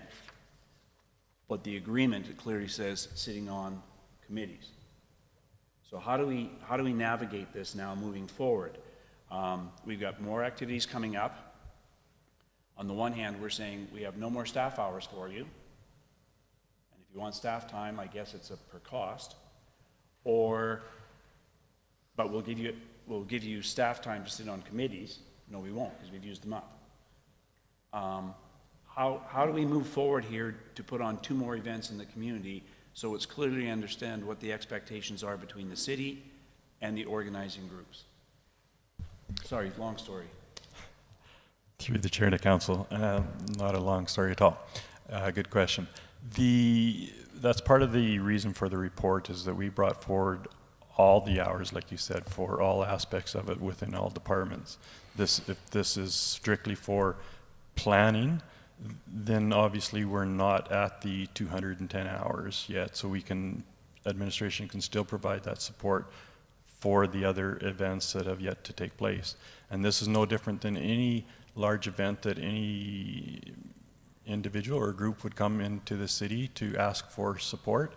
It goes through our recreation department, and they fill out the application forms, and we provide support for those parades and activities that are events that are going on in the community as well. It's just they happen to be outlined with a number of hours with the museum, and we don't have a number of hours with other events. Okay. So if I could interpret your response, if it is only for planning and organization, there are more hours available for sitting on committees. But then there's a cost for the city staff to do activities in support of that event. So which way are we going to slice this pie moving forward? And I guess I think it's critically important that we get a clear understanding of what each organization is doing in relation to these 210 hours. And right now, I don't believe there's any clarity in this. If the organizing group wants staff to come to more organizational meetings, I believe, according to the Schedule A, we have more hours to offer. But then what are we going to do when they say we want barricades put up, or we want this cleaned up, or we want this or this or this from city staff? Because that's not accounted for in Schedule A. So all I'm looking for as a councillor is, we've got 2 more events coming up. How do 2 organizations come together and solve this question related to how staff are going to support these events, or how the city is going to support these events? Thank you. Sorry. Councillor Elliott. Thank you, Mr. Mayor. Just a general comment. There's a big difference between in-kind service and volunteer service. And I think that a lot of times people are volunteering and shouldn't be. I'm just thinking of different volunteer aspects that happen. I'm thinking like the fireside chat at the Heritage Museum. Now, is that in kind, or is that a volunteer when the staff are there? There are lots of things that we all do, that our community does, that are volunteer, and they're not taken as in-kind service. You just mark down your volunteer hours, because sometimes volunteer hours given to the government will help you get more grants. With the Legion, when we serve pancake breakfast, we all put down our hours, and then they might be able to get a grant for that. So I think we need to. This is almost getting locked in. Well, I can't do any more right now because I've already done my in-kind service. So if the next event flops, well, I guess that's what happens. It flops. But I think there has to be volunteerism taken into that, especially in appreciation for all of the volunteers that we do have in our community. They're all doing it out of the goodness of their heart. And I'll stop there. I just find it very frustrating I realize we have to do things. We have to put up barricades, and city staff will collect garbage and those kinds of things. In the past, in the olden days, we had staff that did it on their own time. They would come out and put up the barricades on their own time and those kinds of things. I know we're more stringent on those things now, but I think we need to respect the volunteers as well. Thank you. And I think the difference is when you've got staff that go out and set up barricades. They're not doing that as a volunteer, they're doing that as a city staff. And of course, there's a cost associated to that. So when you sign the agreement with any organization that you have 210 in-kind hours, if our managers are attending meetings on a Tuesday at 2 o'clock in the afternoon, that's work time, that's not volunteer time. If they decide to go in and work on a weekend or help out after hours, absolutely that's volunteer time.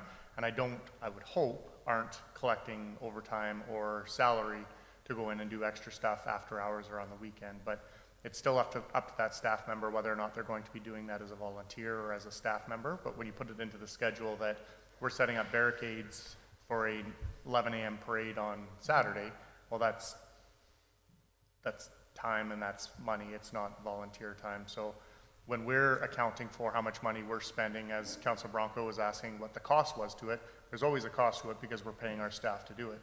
And when they're doing something like that, they're not doing something that would be under their normal schedule. So I think it's a gray area for sure, and I absolutely agree that without volunteers in the community, these kinds of events wouldn't happen.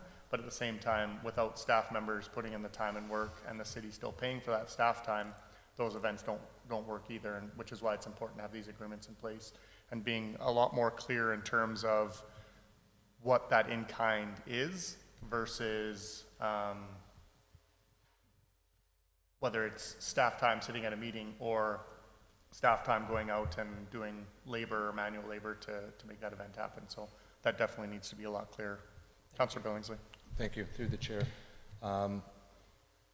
There is a difference, like you say, between volunteers and staff. And I guess my question is, if we go forward and say, okay, staff, the hours is for board meetings. So then if they are required, if the city gets asked to use the communications department, how does that work? Like, is that not part of the 210 hours? And if the answer is no, well then do we charge for it? Like, is that part of their mandate to fulfill an outside organization? I guess my question is, was staff being paid or did they volunteer for Canada Day? Like when they were out marshalling, were they working or were they volunteering? And if they were working, how does that work? Was that part of the 210 hours that we talked that has a cost? So we can talk about going forward, I guess that, but what was going on for the 6 months prior? And I guess that's where I am struggling of exactly the wording of the agreement, whether it is board or if it was total hours to help with these events in the community.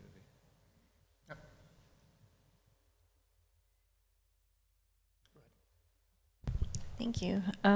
Through the chair to administration, did we receive a breakdown of what those 210 hours actually meant and which departments they came from? Through the chair to council, we received a partial breakdown. We received from most departments what they spent it on, the time, but not all departments had reported in yet by the time the report was made. So yeah, we do have that breakdown. Yeah, the reason why I'm asking is just because, so these 210 hours are specific only to Canada Day. Like no other events, it's just Canada Day. That's the only one out of the ones that have taken place so far. Yeah. I'm just curious how we even got to that amount of staff time if we are looking at everything that goes into this and like the comparison to last year too and how much staff time was in last year. It's just, I think that I'm really struggling with the amount of time that was spent on Canada. And if it's like something that keeps increasing, or if this is something that has gone on for a long time.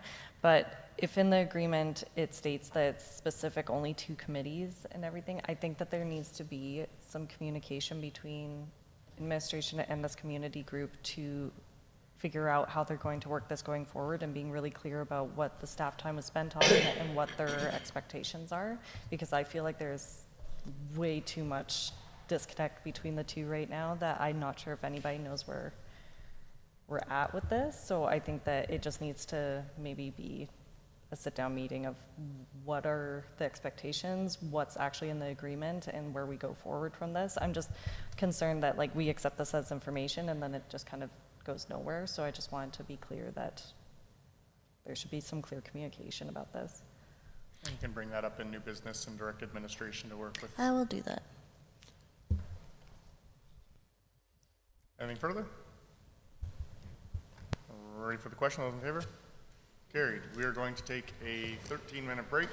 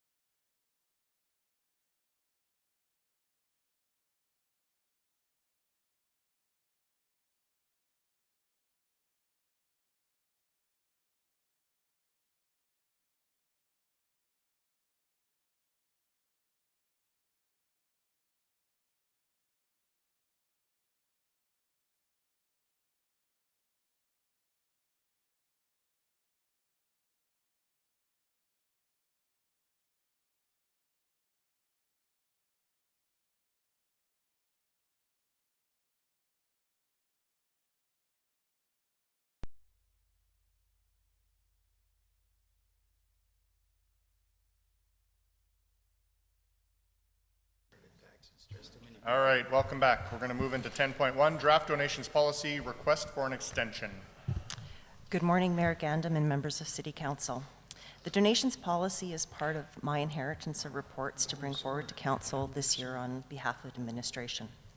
Upon reviewing a number of municipal donation policies, in addition to the intersecting policies that the City of Wetaskiwin currently has, there is notable complexity in creation of this policy. The donations policy will encompass donations received, such as the Harbor Board, that was donated a few years ago, as well as donations dispersed by the city, which will include items such as in-kind or subsidized services to events for like swag and other supports.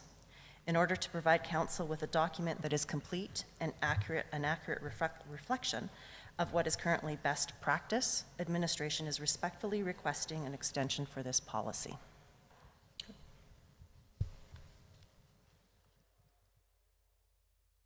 Councillor Aberley. Thank you. I move that City Council approve an extension for the draft donations policy and that it is brought back to Council no later than the end of Q3 to receive Council's feedback and suggestions. Moved by Councillor Aberley. Any discussion? We're ready for the question. Those in favor? Carried. Thank you. Thank you. Item 10.2, solar rebate program cancellation.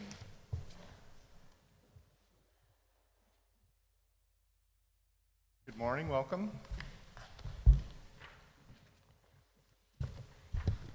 Good morning. In 2016, Council established the Environmental Sustainability Program with 3 components: a toilet rebate program, a solar panel rebate program, and a green building rebate program. The toilet and green building programs do not require a budget allocation. However, the solar panel rebate does, and there is no funding currently allocated. In light of the lack of budget and the recent approval of the Mod Foundation Solar Installation Grant Program and the pending development of a Clean Energy Improvement Program, administration is recommending that Council terminate the solar rebate program. If Council opts to retain the program, it should be suspended and budget allocation would be needed in a future budget before it would be reactivated. With that summary, I'm happy to respond to any questions.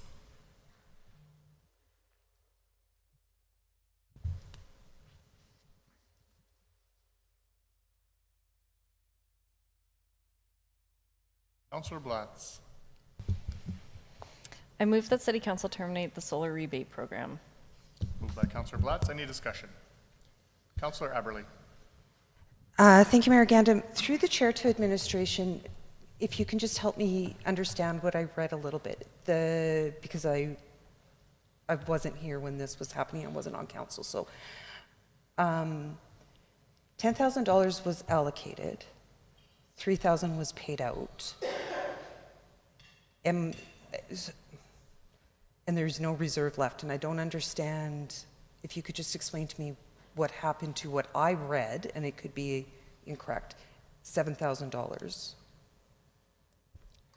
Through the chair to Councillor Aberley, from what I understand from finance, it was not carried forward at a certain point, and so where it would sit in the budget is not identified. And when it was paid out, it was not charged to its own line item. It was charged from a general code. So it's not identifiable where that is, and it wasn't clearly carried forward. So we do think that the $7,000 was used? We don't have a record of that.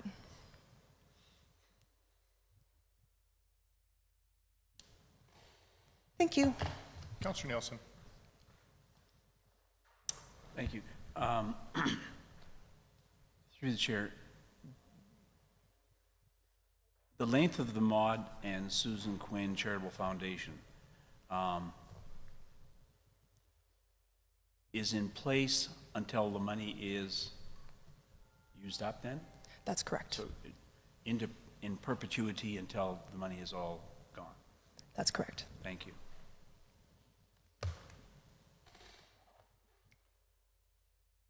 Go ahead. Thank you.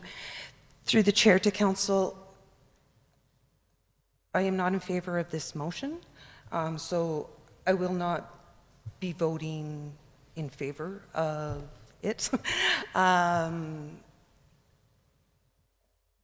Because the other two funding sources for solar panels do have a termination. It would be my preference to see this, to see this just continue to be held and brought forward at a different date. Not what am I trying to say? Not terminating it, but just putting a hold on it. Thank you. Is that your amendment? My intent, maybe I'm misunderstanding procedure, was to vote not in favor of it and bring forward a new motion. Okay.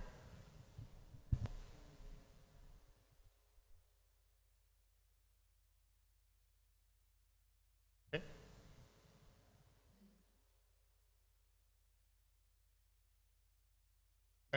It's fine. Go ahead, Councillor Elliott. Thank you, Mr. Mayor. Just through to council, I think if we don't need the money and there's enough money there already, that we don't need to put anything in till such time as it's required. Just to leave money sitting there, in my opinion, just doesn't make sense. So I would be voting in favor of this. Thank you. Jessica?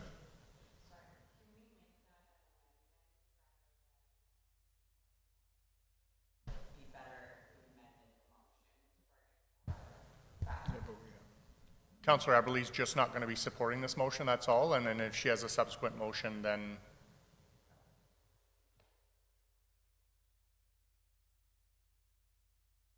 Yep.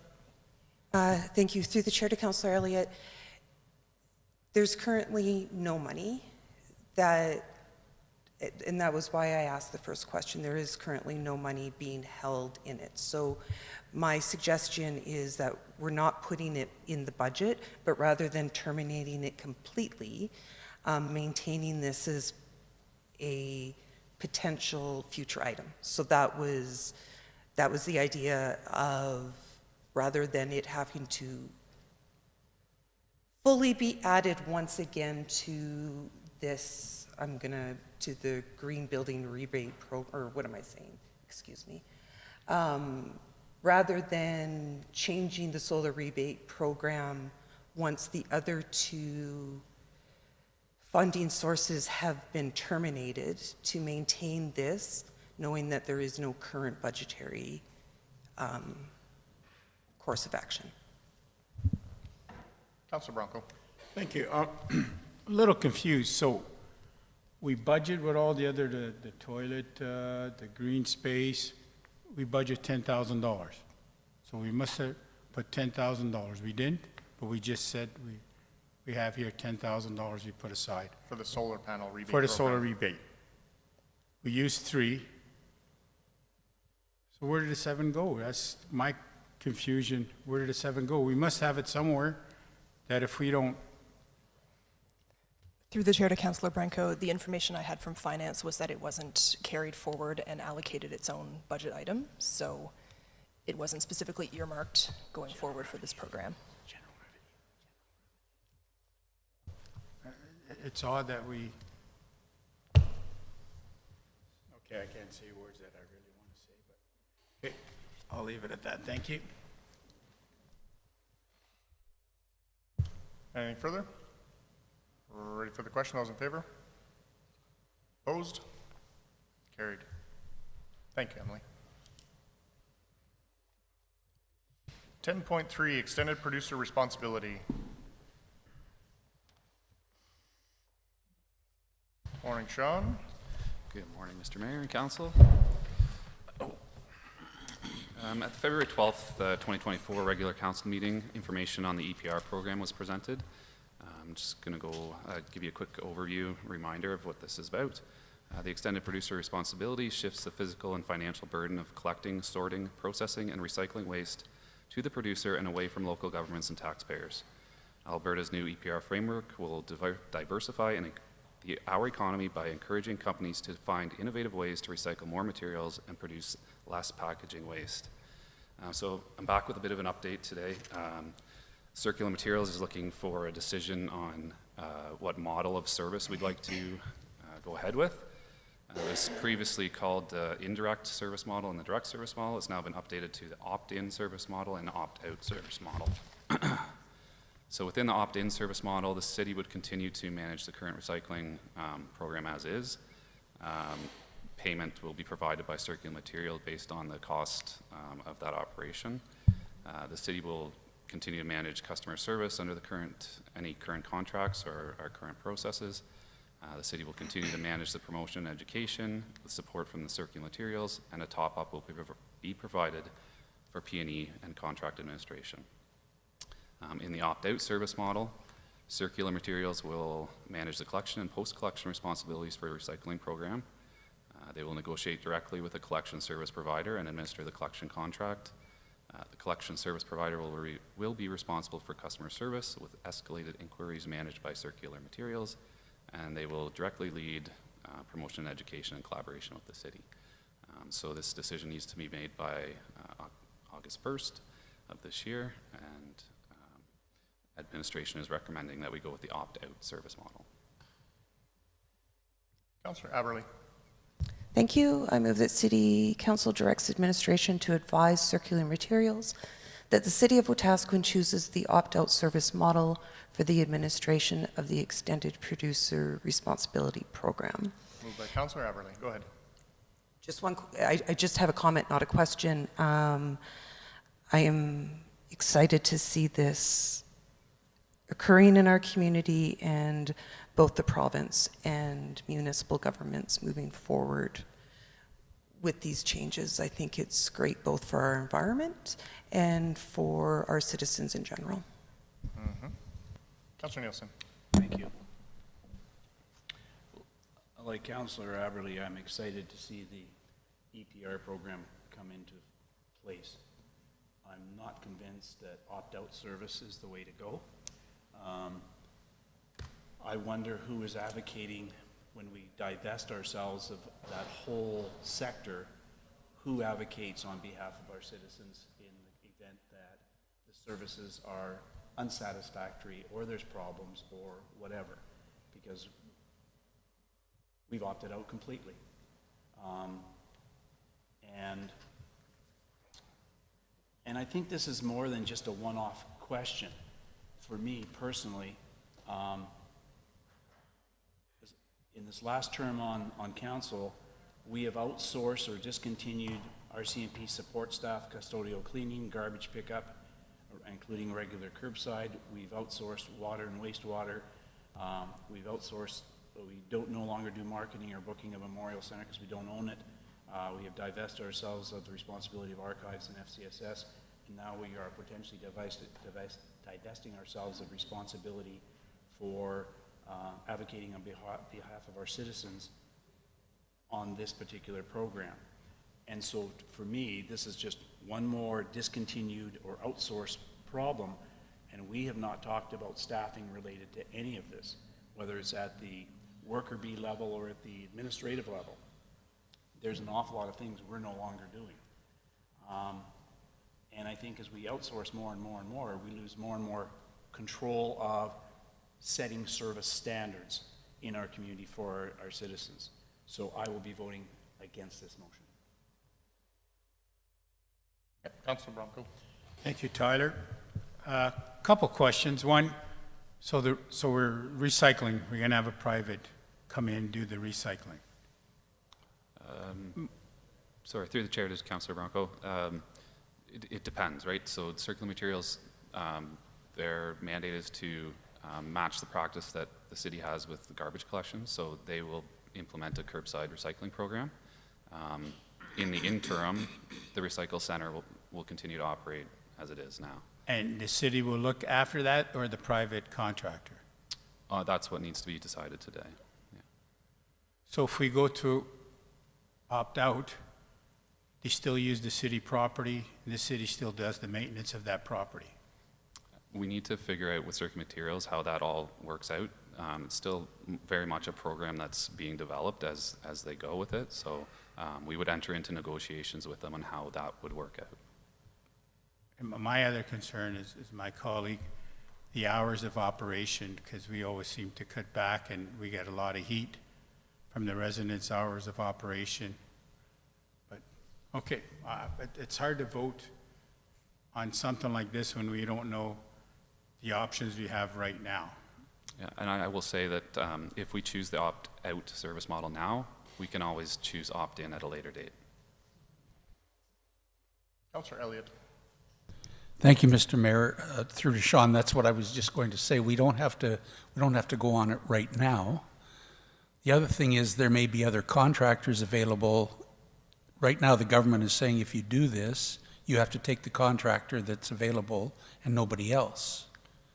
Right? That's what. Just to clarify, so Circular Materials is implementing the program. Yes. They will work with other contractors like E360, Waste Connections, them to kind of flush out how the individual municipalities is going to work. Okay. But we really don't know all the packaging that they're talking about at this point in time. So for us to opt into something that we don't even know what's happening down the road, to me that doesn't make sense. But can I ask you a question about packaging? I can try to answer, sure. So it says that the polluter is going to pay. So if the city gets a box of paper, now we have a box. Now, that came from a paper company. So are they the polluter or are we the polluter? They are the polluter. And how do we make them pay for that box? That's through the province and through Circular Materials. They work that out. The city is not involved in that side of it. Wow. Yeah. So all the boxes that come to a grocery store, anything, the province is going to make sure that those people pay? No, That's my understanding. Okay. Wow. Ambitious program. Okay, thank you, Mr. Mayor. Councillor Bronco. Maybe a comedy joke or not, but we buy everything at the grocery store, so the grocery store should all be paying, so we don't need to pay for garbage pickup. If everybody else is paying for all of our garbage. Councillor Blatz. The government pays for that. Thank you. Through the chair to council, I just wanted to say, like, I'm on the AB Muni's Environment and Sustainability Committee, and this was actually something that we were all talking about in that committee meeting last week. All of us were kind of talking about EPR and how it's affecting our communities, and we all feel very pressured by the government because of the fact that we don't have time to go over this or go over our options or anything like that. We're being told that we have to make a decision by August 1st, and it's without much consultation or anything. So it is very frustrating. So I do hear the frustration on this with not knowing between opt-in, opt-out, and what the details are. Nobody got any details, and so I definitely hear the frustration on that. Councillor Aberley. Thank you. I have listened through the chair to council. In our first term, or the first year of this term, we made a decision about our recycling center that was not met positively by the community, and I understand completely what Councillor Nielsen is putting forward. That was a decision we made because we are trying to find ways to provide really more with less. And so I appreciate we don't know at this point what it looks like. We would be, with the opt-in service model, just to look at it, the overhead of it is we would be requiring this staff not to increase, but at its current service level, and I do not believe we will see the impact of recycling that is truly required. With the opt-out service model, there is somebody who will be looking at it or who will better understand. It's one less thing that we as administration have to understand how exactly recycling works. There is a company that has been contracted to do this, and our recycling, the ease of recycling for our citizens, which is why I believe it is good both for our citizens and the environment, will increase without us having to do more. And that's why at this time I'm the champion of the opt-out service model, But as has already been said, that can be changed in the future. Thank you. Councillor Nielsen. If it is accurate that it can be changed in the future, then why would we want to give up any kind of control on behalf of our citizens up front? Why not start by staying in the service, overseeing the transition, as opposed to simply saying, we're out? Councillor Elliott. Thank you, Mr. Mayor. Through to Sean. Sean, we don't know what the cost will be if we opted in, correct? But there would be additional costs. There should be a decrease in cost because Circular Materials is funding it. Costs are then borne by the producer. Okay. But we're still going to be paying. Staff will still be being paid to collect that and everything else. It's my understanding that Circular Materials will cover some of the staff time as well. Okay, thank you. And I just wanted to clarify one point I made. We can choose the opt-out service model and then opt in. You can't go the other way around. If you opt in now, then you stick with opt-in.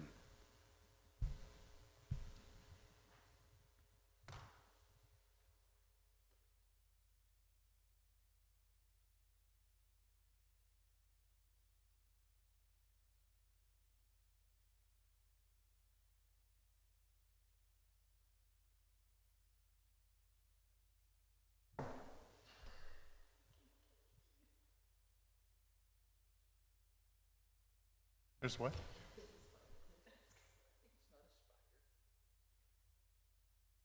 Councillor Bronco. So, for clarification, in, the city looks after, out, sources, outside sources looks after. That's correct, and I recognize it kind of seems a little backwards. Okay. Yeah. Thank you. Anything further? Councillor Billingsley. Through the chair, for clarification, the motion is to opt out. Out. Thank you. We're ready for the question. Those in favor? Opposed? Carried. Thank you. Item 10.4, Urban Forest Sustainability Policy CO-020 update. Okay, the purpose of this report is to prevent proposed updates to the urban forestry policy for council's approval. I was here at the June meeting with these changes. Firstly, I'd like to thank Wetaskiwin for coming in today and addressing their concerns with the policy. I think it really shows the community's well involved and cares about this particular topic. So thank you to them and for all the emails that we all received this week and last week. I think it was great. So I'm just, sorry. Oh, it's on. Anyway, I'll sit closer. Is that better? Okay. So I'm just going to, if it's okay with you, I'll just stick to the kind of two contentious topics. That's the tree canopy and the 2-to-1 to 1-to-1 planting. So as you see, we changed the canopy wording to say that we will maintain a minimum of 30%. What I'll say about that is we estimate that we're already above 30%, so it should be relatively easy to maintain 30. But ideally, we would do an annual or a biannual assessment of the canopy through a contracted service to kind of track and have that metric to present to you annually. If there's any questions about that particular topic, I can address that now. We can move on to the next one. The replanting. What I'll say is policies are great until you don't have the resources to meet the targets, and then it just becomes a piece of paper. So right now we're under-resourced to kind of meet these targets, and I've outlined, with Kathy's help, some of the costs that would be associated for what I feel would be needed to run this program and meet the targets that are identified, including the 2-to-1 replanting. We do, as was discussed, we do have 2 trained arborists on staff right now. However, they're not dedicated to this program. So competing priorities come into play, and right now we have put 500 hours of staff time into tree care for this year. That's not enough. When I started here, our pruning was 2 to 3 years behind. We're still 2 to 3 years behind. So while we're not getting worse, we're also not getting better. The additional resources will come into play with the entire policy, but I think what the community needs is just a lot more pruning. Yeah.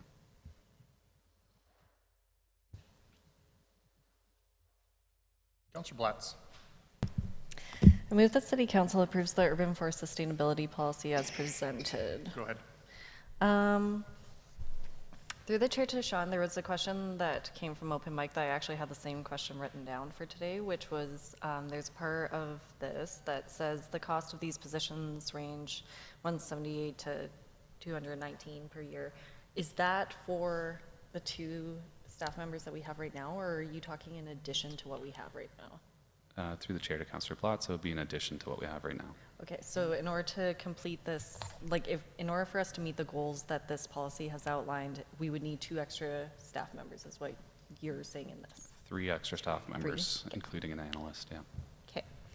And for that, in the event that, okay, I'm just speaking hypothetically here. If I personally want to see this policy be completed in its entirety rather than being scaled down, how would I go about doing that? Because my whole issue is that I don't want to vote on this policy, have it scaled back, and then want to bring it back again in the event that these 3 staff members come up during budget time. These 3 staff members would come back at budget time because you're approving this policy. So they're going to meet the staff with the policy, with the level of service that council has set. Okay. So in the policy, since it's changed now to, in the wording from 2 to 1 to 1 to 1, I would just bring that up as an amendment to bring it back to 2 to 1, and then that comes back during budget time about the staff. Yep. Okay. Can I make a suggestion? If we change the wording to just say that it matches the park's service level inventories, then you could approve the service level inventory at 2 to 1 or 1 to 1 or whatever at that point.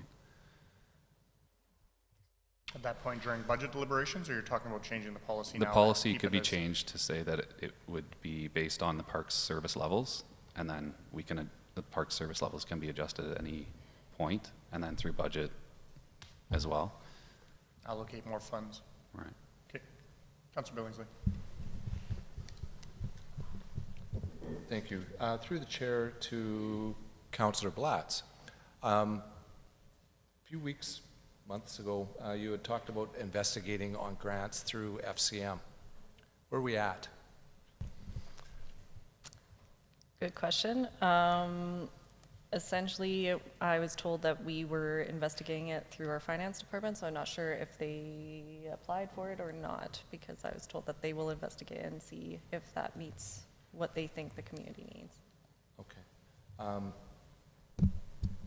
And I guess my concern is this $178,000 to $220,000. If we do this, are we, because we're going to approve a policy that we're committing to spending $200,000 on average. So does that tie our hands going forward? So because the policy is in place, and if we come to budget and we say, no, we didn't get the grants. It would be as is right now, because we've got a policy that says replace it at 2 to 1, and we're not doing that because we don't have the staff to be able to do that. Or the dollars. Or the dollars, yeah. So in my mind, you're approving this policy with the understanding that there are going to be dollars attached to it come budget deliberation. And if you're not willing to put those dollars in at budget time, then it wouldn't make any sense to approve the policy as presented. Correct. Councilor Bronco. Thank you, Tyler, to Sean. Sean, so right now we have 2, and we want 2. Tree pruning is between spring and fall? Through the chair to Councillor Bronco. No, it goes through the winter. Okay, I'm just asking these 4 people, come winter time, you don't see too much tree cutting or anything unless a branch breaks off. What would we do with these staff in the winter time? Well, there wouldn't be 4 people dedicated, there would only be 3, and they would continue pruning through the winter. all year round, they should be pruning. Yeah, there's certain species that can't be pruned, but otherwise, yeah.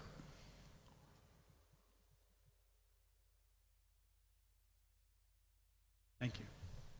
Councillor Aberley. Thank you, Mayor Gandam. Through the chair to administration. I just want to thank you for the maintain changing of wording. As I noted at the last meeting, that was very important to me. Sorry, and I'm collecting my thoughts to make sure that I'm clear. When I read the maintain the service level inventory, I was confused by it. Instead of the 1-to-1 to 2-to-1 to all of these, and as it was, not confused, but it was to read the policy and then go back to a different document to see that we're upholding that. So that is why I'm not in favor of that wording change, because I would like to see it stay true to the intent within the policy itself. Am I making sense with that? Because to go to another document means that we're going to change the policy through a different level, so then the policy is for naught. Or am I misunderstanding? I think that's right. I think Kathy wants to help. Through the chair to Councillor Aberley. So the reason why Sean is suggesting that we pointed to the park service level inventory is because the service level inventory is what you as council get to decide for budget. So that is what's tied to the money. The policy itself is how we are going to handle the urban forest. The service level inventory is how you decide what financing goes into that. And that's why we would want to tie it to that service level inventory, because that's what you guys get to choose on where the money is being spent and the people that are doing this work that you would approve in the policy. Because the policy isn't tied to budget. It's the service level inventory that is. Yeah. Thank you. That helps me a lot. And last, it's just a question, and if you can't answer it, let me know. With the 30%, is that based on the aerial photography like you've spoken to us before, that estimate? Yeah, so it was based on a previous aerial assessment, but that was just done like kind of using Google Maps and a very high level estimate by an outside party. Yeah, I think we would need a more thorough analysis done of it. Thank you. Thank you. Councillor Elliott. Thank you, Mr. Mayor. Through to Councillor Blatz, maybe you know, how did Leduc get a grant for planting these trees? Yeah, so I know that they have Arbor Day in Leduc, and so I think it's TD that gives them the grant. So there you have a good relationship with TD Bank, and I think they've been doing this for a really long time. So it's been every year for the past few years at least. Okay, yeah, I know TD Bank gives money to the BGC, and the children that go there plant some trees too, so, okay. Sean, I have a couple questions for you, if I may. We have 2 arborists on staff right now. Yes. And could they have people who are non-arborists accompany them to do manual pruning, or I was going to say manual labor, but so let's suggest that there's a tree there, the arborist could say cut off those branches, and it doesn't have to be the arborist that does it per se. The arborist would just oversee, is that correct? Through the chair to Councillor Elliott, yes, that's correct. One of our arborists is actually our lead hand, so he rarely does any tree work at all. The other arborist, in the summer, he has been doing a lot of tree work, and he's using summer students to kind of help with cleanup and small stuff that they can accomplish as well. Okay, thank you.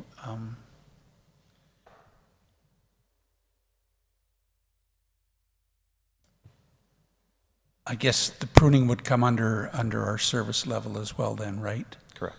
Okay, thank you. Thank you, Mr. Mayor. Councillor Nielsen. Thank you. So I want to be clear in terms of moving forward here. So if this motion is accepted, I heard you, Mr. Mayor, say the expectation is we would tie dollars to it. And I heard Kathy say we tie dollars to service levels, not to policy.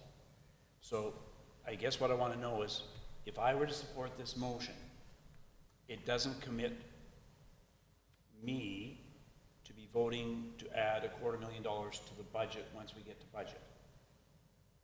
We have a conversation about service levels, which drives budget. Through the chair to Councillor Nielsen, that would be correct.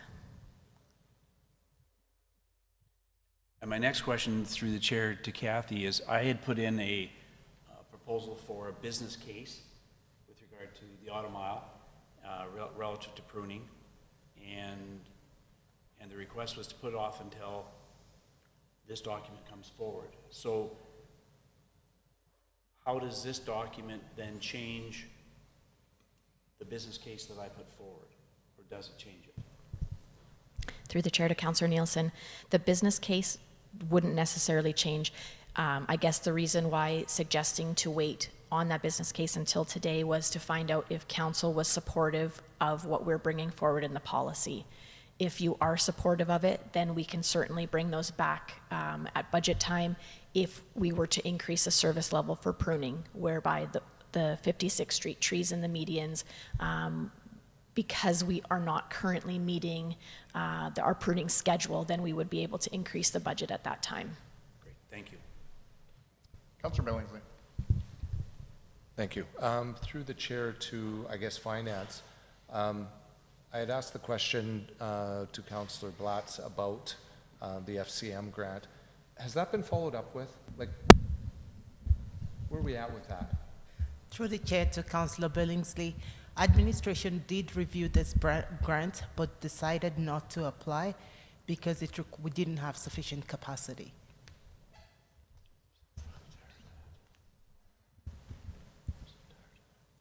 What do you mean by insufficient capacity? Through the chair to Councillor Billingsley, as Kathy's team is requesting, even if we got the grant, we still need 3 more people to be able to carry out the project which Sean has just presented. So at the time that we received information about the grant, SLT would have discussed this, and it was determined that even if we got the funds, we do not have the capacity to carry out the project. We do not have the resources. So the grant wasn't for staff, it's for trees or materials? The grant, through the chair to Councillor Billingsley, the grant included several things.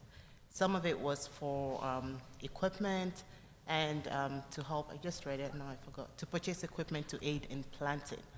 And it's a 50% grant, it's not a 100% grant. So we would still have had to cover 50% of it. Did you not say that there was 100% and there was matching on some other? There's 2 different grants that were available. GCCC is the one that would be for the street trees. That's a 50% grant. There's another grant application available in case we wanted to do infrastructure that's 100%.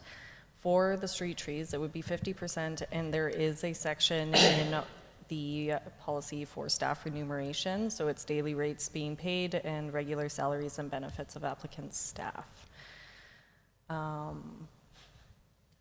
So, yeah, there could be just a difference in which application was looked at.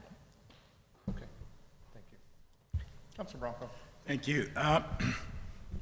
I sometimes confuse people here, but I know I'm confused sometimes. But so Sean, Tyler to Sean. So we have, again, clarification. We have 2 people who look after trees full-time in the summer, part-time? Part-time. One person part-time. So if we hire 2 more, they'd be working full-time, trimming trees and everything? Yes. The equipment we have, or do we need to purchase more equipment if we have more people to do all these trees? Because if we have 1, imagine we might need another shredder, another dump truck, so there's other implications to hiring these 2 people, that our fleet would get bigger. Potentially, I think we would only need one chipper and one bucket truck. However, the ones we have are not adequate. So, the question, two questions. One, if we hire 2 more tree specialists, I'm going to call them because sometimes I can't pronounce the other word, is it still sufficient to catch up to the tree pruning? Otherwise, we're still going to be 2 to 1 or whatever ratio will be a lot of years to catch up. Sorry, are you asking if we would catch up on our 2 to 3 year backlog? Yes. I believe that we would, yes. And that's based on the fact that we haven't gotten worse in the time that I've been here. Okay, so I guess my last question would be, we have 3 tree cutters in town. Why aren't maybe get a quote or tender out tree cutting since we have people pay taxes in our town? Put it out for tender, tree shrubbing. They have the equipment. We have nobody's considered it. We do contract some of the larger trees out already. It's very expensive. One tree could cost up to $3,000 to $5,000, depending on the size. And what would it be the cost if we were to take that down ourselves? I don't have that number with me. Thank you. Councillor Aberley. Thank you, Mayor Gandam. Through the chair to administration, and I'm trying to be really careful with my words, and it might be for Kathy. I'm trying to be really careful of my words because I really do believe that we're teetering on operations here, and so I'm trying really hard not to be out of order. If we have specialists in a department that are doing jobs that specialists aren't needed for, excuse me, and we are trying to talk about money in total for what is being asked to maintain something, are we looking to reposition staff at all to say that an arborist, for example, generally speaking, be moved from tasks that their specialty isn't required and we can focus them in? And the reason I'm asking that question is the full budget required, that anticipated budget for the 2 additional or 3 additional people? Or could there be a lesser budget alternative? And if that was not clear, I'll try to ask it again because I know I'm skirting. Through the chair to Councillor Aberley, that's a little bit difficult to say because, for example, the individual that is a licensed arborist that isn't doing tree pruning currently, if we were to look at relocating them from their current position, that it depends on what the new position would be, because if we were to look at something that is of lesser pay or lesser yeah, I appreciate that, yeah. Then it could be viewed as constructive dismissal, so we wouldn't want to go down that road. Thank so you. it would be depending on what that looks like. You answered my question. Thank you very much. Councillor Nielsen.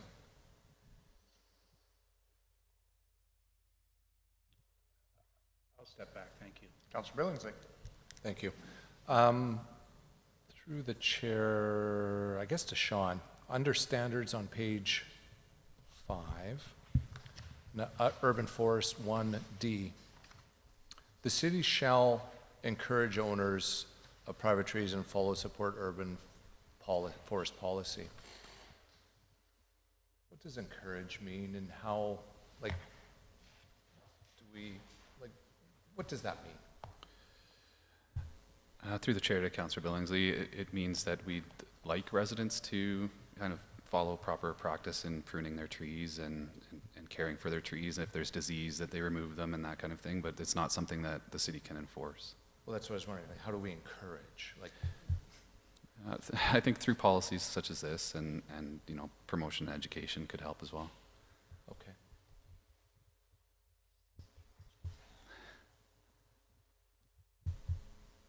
Councillor Aberley. Thank you, Mayor Gandam, through the chair to Sean. I'm sorry, Councillor Billingsley's question just threw another one into my head. We would not be able to force, quote unquote, somebody to follow the encouragement of this. Am I correct in the understanding that, and this is coming up later in today's agenda, that then we would perhaps be needing to add that to our community standards bylaw? Potentially, yes. Yeah. Thank you.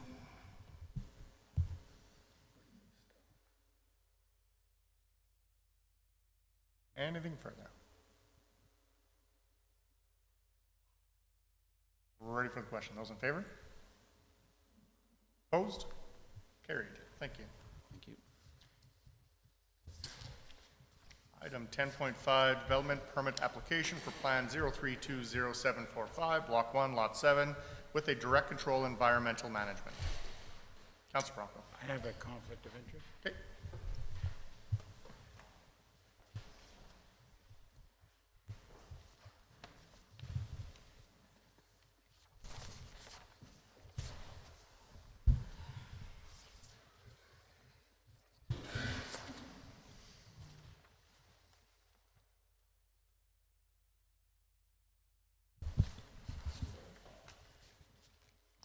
Good morning, Mr. Mayor, members of council.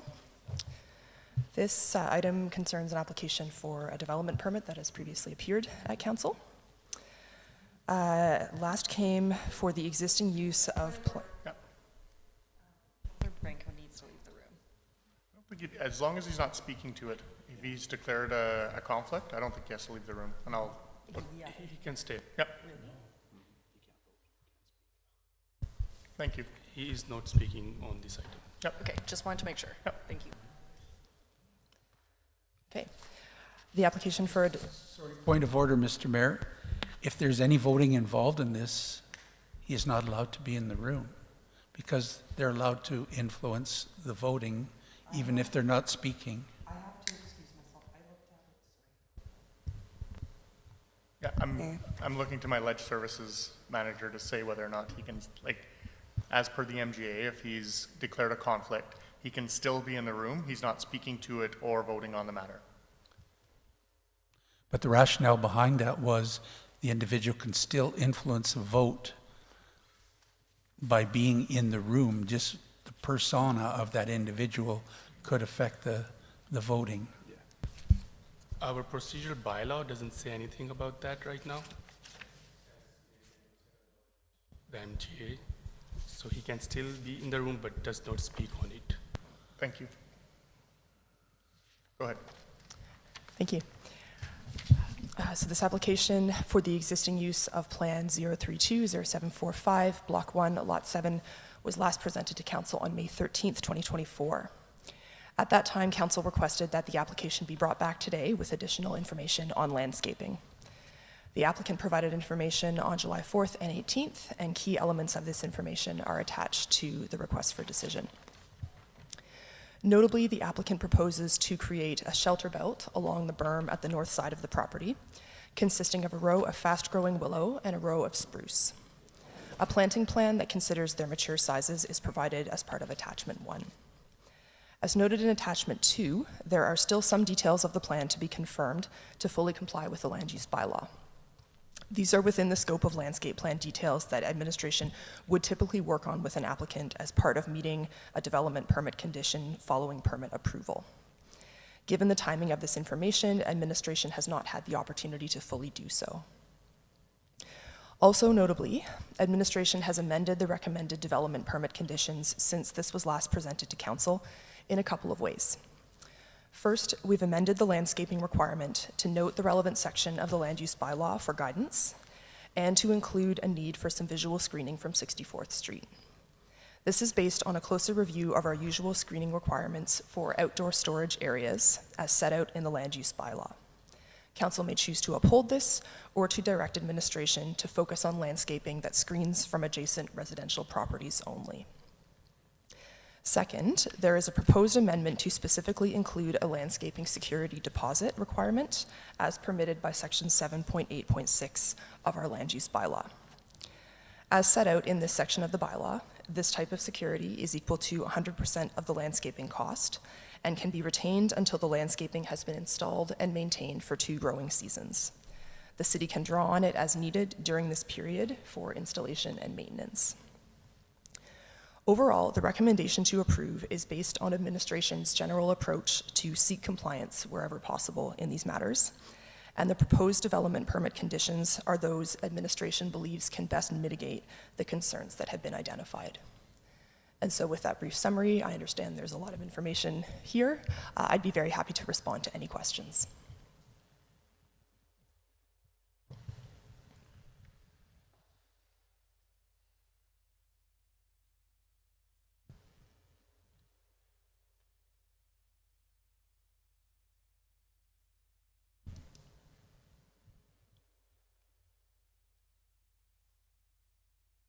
I'll do it. I move that City Council approve the development permit for Plan 03200745, Block 1, Lot 7, as presented. And I do have a follow-up. Go ahead. I appreciate the information that we received in how hard it was for the applicant to find out information, even after we were talking about tree planting earlier, find out the information about whether or not these trees can be planted, how quickly they can reach a height that would be acceptable to block out sound, noise, and the view. How confident is administration in the security that in the event that the applicant is not able to provide these landscape plans, that we have enough, the city, has enough money taken in this security to ensure that it is held to those standards? Through the chair to Councillor Aberley, the security parameters are set out in our land use bylaw. Pardon me. Generally, what happens is the initial calculation of the security is provided by the applicant based on their projected costs. Administration, the development officer, does have some leeway to request additional security if for some reason they feel that the costing isn't realistic, hasn't been thorough, and so on. So it comes from the applicant, but it is reviewed by administration. Just a quick follow-up to that, Emily. Thank you.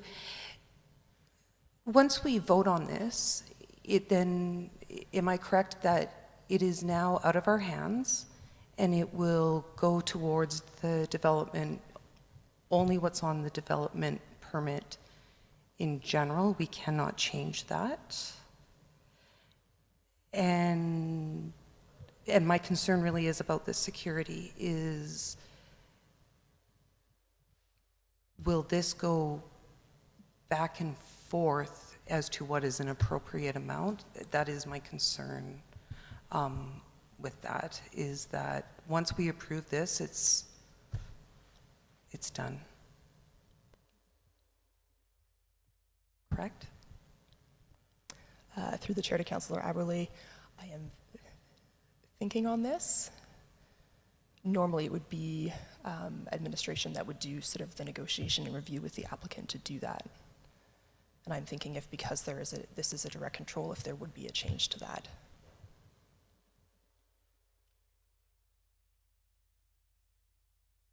Does that cover you? Does that cover you? Yes, thank you. Yeah. Councillor Billingsley. Thank you.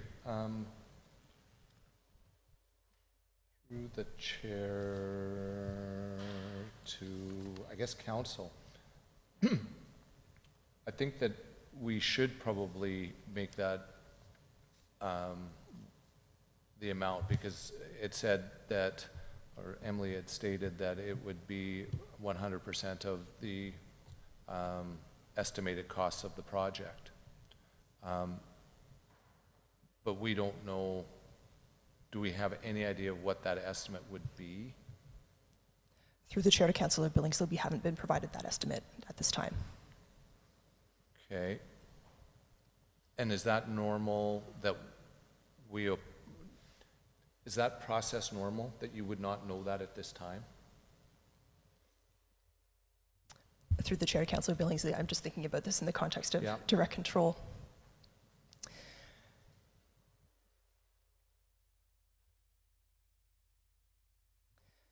Because the landscaping letter of credit and security is, it is an option for the city to request. It's not done on every development application, but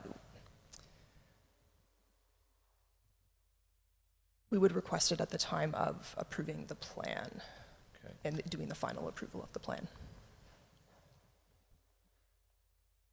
Okay, and I guess my question, the next question would be to you.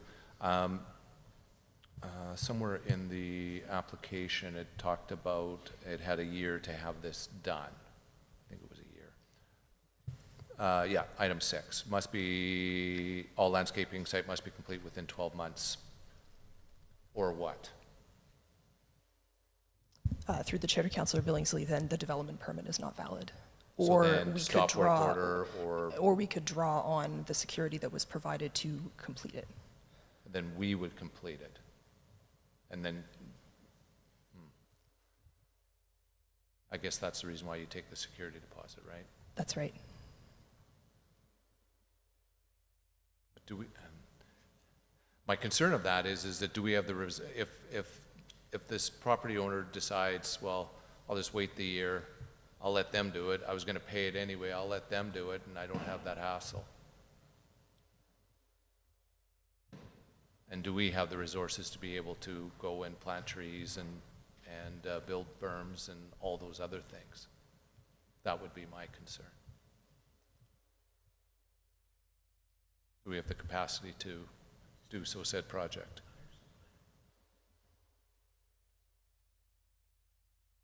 But, and you said hire somebody, and that's fine, but we don't even know what the costs and whether or not that's going to be actual of the costs of the project. If the property owner said, well, it's only going to be $50,000, so he gives us a deposit of $50,000, but in reality, it's $400,000 to do. I'm making up numbers, of course. But then, what do we do at that point?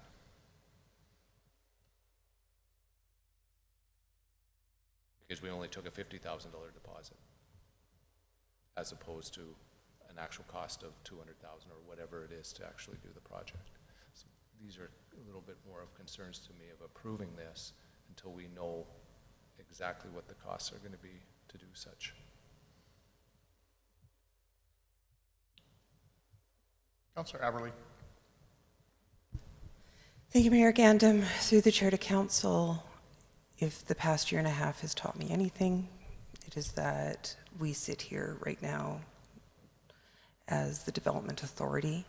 We are making a decision on a direct control development permit, and that we are sure we understand the consequences of what we are voting on today. Thank you. Councillor Elliott. Thank you, Mr. Mayor. Just to follow up, with Hope Mission was direct control, and we gave the development permit, and that was locked in. Is that not correct? Through the chair to Councillor Elliott, my understanding, once it is issued, it may be acted upon, and my understanding from this procedural bylaw is that once it is acted upon, there are restrictions on whether it can be rescinded or not. But it can't be changed by council, is my understanding. At least that's what we were told with Hope Mission. And that was direct control as well. Mr. Mayor, I don't know, I'm asking for, that seems to me the logic that would. Once you fall outside of that appeal time. Pardon me? Once you fall out of that appeal time, through that direct control. So whether it was council that made the appeal or somebody from the adjacent landowner, we had that window of opportunity to make that appeal. Otherwise, once that development permit was issued, then it's issued. Was my understanding of the way that worked through Hope Mission. Through the chair to council, there's not an appeal period per se when the decision is made by council, but there's not a mechanism for council to to update that decision once the permit has been issued and it has been set into motion. And that can sometimes happen very quickly, even if it's not necessarily visible on the ground, because permits may be applied for, additional resources may be committed, and so on. So once they're acted upon, that's when it's outside of the ability to change it. It's outside of the ability for council to unilaterally come back and change that. The applicant may return with an application to amend it, but that would be the applicant to make that request. And then it would be up to council then to approve that amendment, or would that be administration? If it was large scale enough to fall outside of the approved conditions, then council would need to approve the amendment. Could you just follow up? I have just through to Emily. Under the conditions, it says no industrial activities or outdoor storage are permitted within 60 meters of the property line. Our noise bylaw is 7 a.m. till 11 p.m., is that correct? Through the chair to Councillor Elliott, I don't have that off the top of my head. Okay, I'm sorry. Kathy, do you know? Like if people are working on building a house or something, I thought it was... Through the chair to Councillor Elliott, if you give me 2 minutes, I can let you know Okay. exactly the times. Okay, thank you. And just, Emily, so that related to the noise, there are lots of vehicles going down that road, both like heavy equipment going down. It's not just the individual about whom we're speaking right now. So we're trying to cut down on the noise, but that individual may not be the one causing all of the noise. Correct? I mean, there's lots of trucks go down the road north-south and come from by the lake park, that heading west. Through the chair to Councillor Elliott, if we were to undertake any enforcement on the basis of noise, we would have to be very sure of the source of that noise. That's right. Okay. All right. Thank you. Thank you very much, Mr. Mayor. Councillor Billingsley. Thank you. So the way the motion is read, I guess through the chair to administration, the way the motion is read, if this is not approved, what happens tomorrow? Through the chair to Councillor Billingsley, if it's not approved, that would mean that there would not be either an approved development permit in place, excuse me, or one in progress on the way to being approved, and therefore the applicant would be operating without a valid development permit and no path to achieving one. In that case, we would be undertaking land use and bylaw enforcement based on what we would do for someone operating without a permit.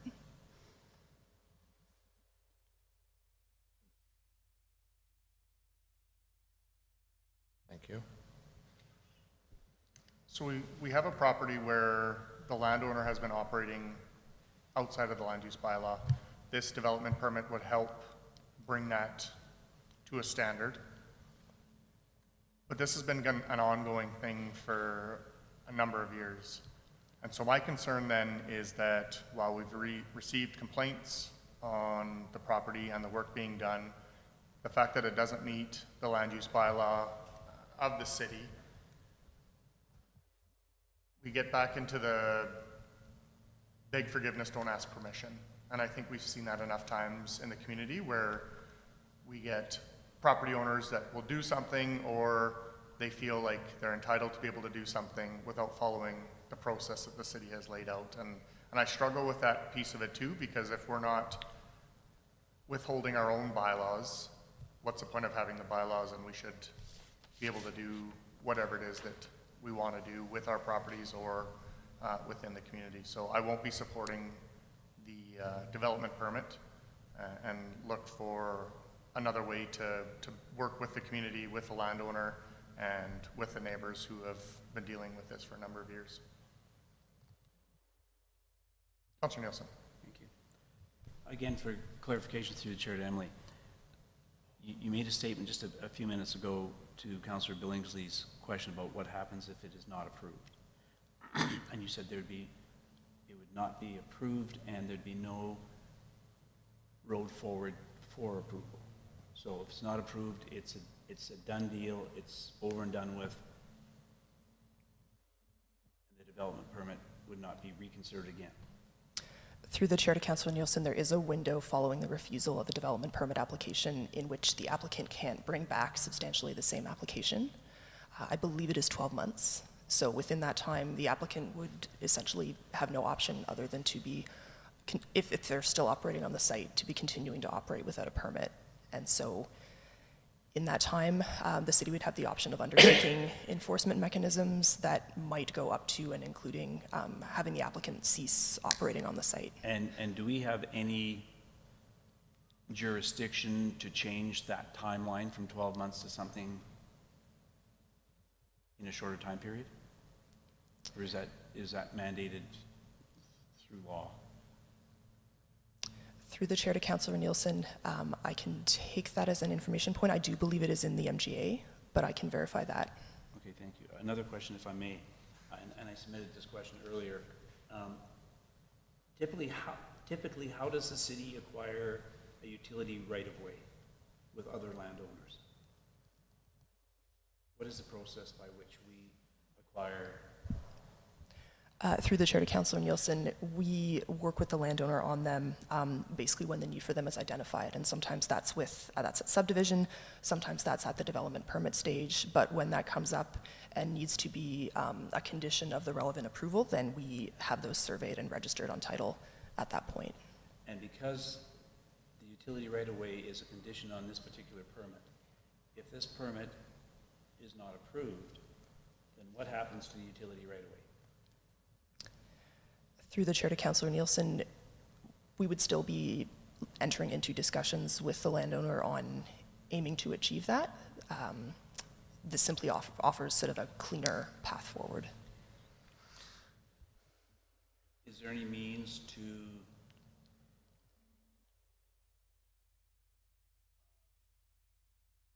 force a landowner into a utility right-of-way? Through the chair to Councillor Nielsen, I'm not sure of that, and I may defer to Kathy if she has. Through the chair to Councillor Nielsen, I'm going to have to look into that, if we can force someone into a utility right-of-way on their property. And the reason I raise the question is because we've had numerous issues related to drainage out of that area, and I understand it comes through that particular ditch. And in the event that there's not a utility right-of-way, where do we foresee that drainage going?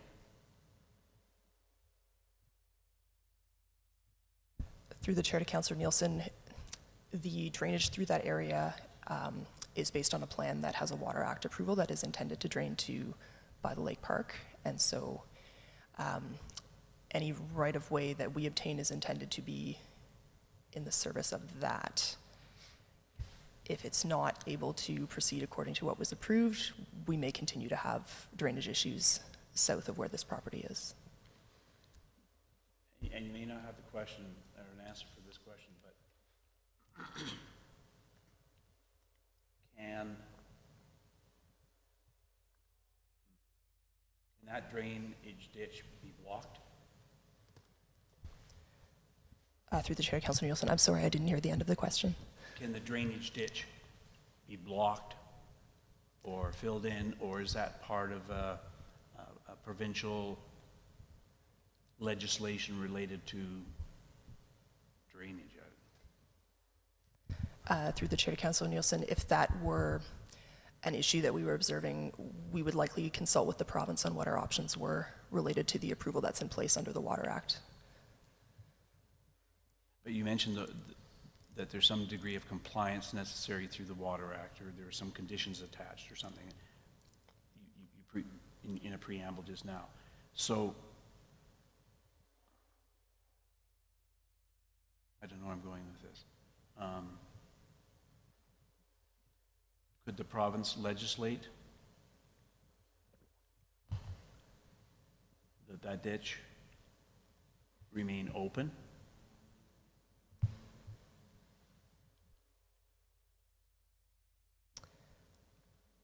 Through the chair to Councillor Nielsen, I think I would have to check my files on that to give you a full answer. And I only ask those questions because I'm concerned about other issues in the area.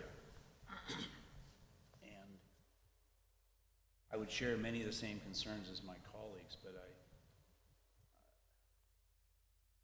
me, there's some other issues tied into it that are pretty critical in the deliberation piece of this.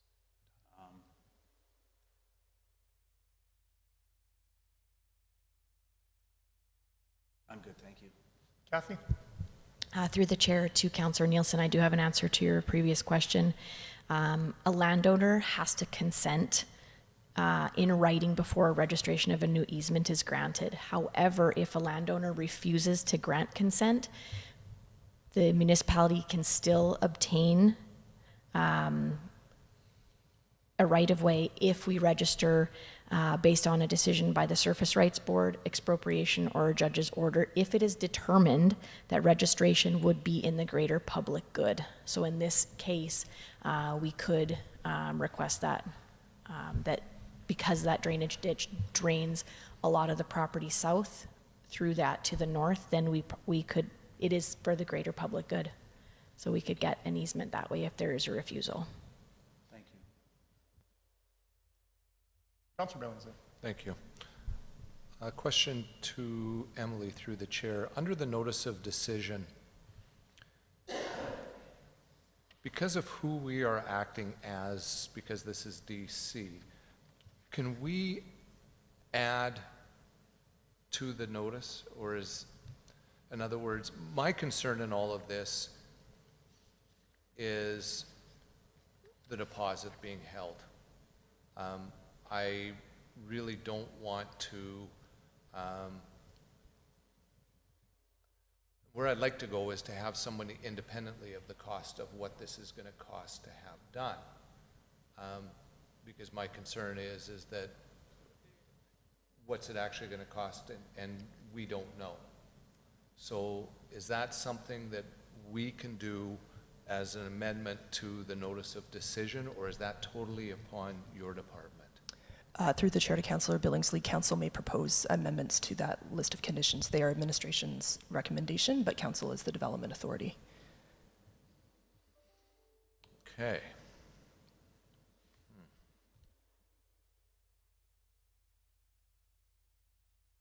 I think about this for a moment. Councillor Elliott? Thank you, Mr. Mayor. Through to Emily. Emily, thank you for answering all these. There's a lot of questions here, and that's a lot of information that you're supposed to know. And to know it off the top of your head, I don't know how you do that. But thank you very much for that.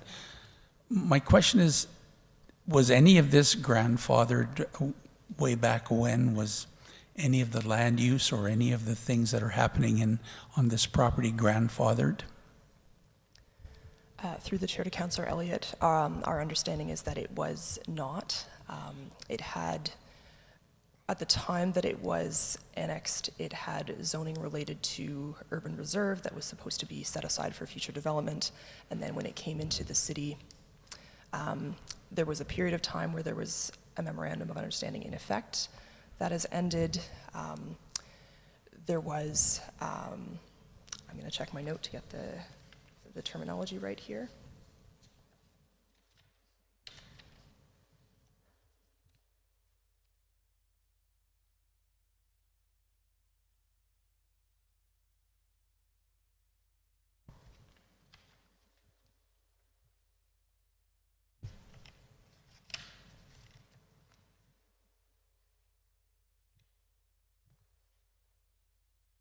I'm hoping I brought it with me.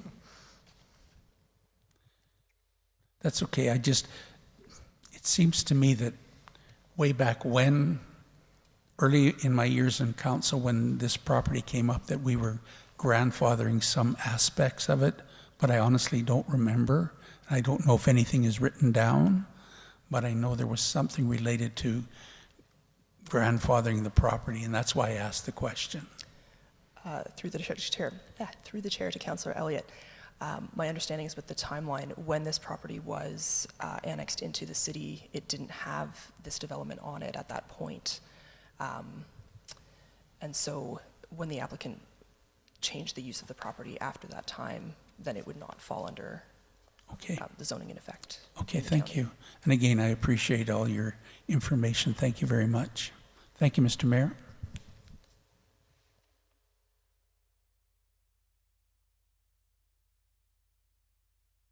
Councillor Nielsen. Thank you. I would like to make an amendment. Okay.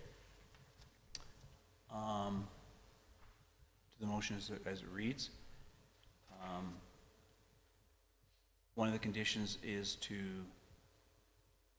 landscape plan must include measures to minimize noise and visual impacts of the north boundary of the site and to minimize visual impacts from 64th Street. I'd like to see that deleted from the conditions. And as Councillor, so that's along the North Road or the 64th Street anyway. And the reason I make that motion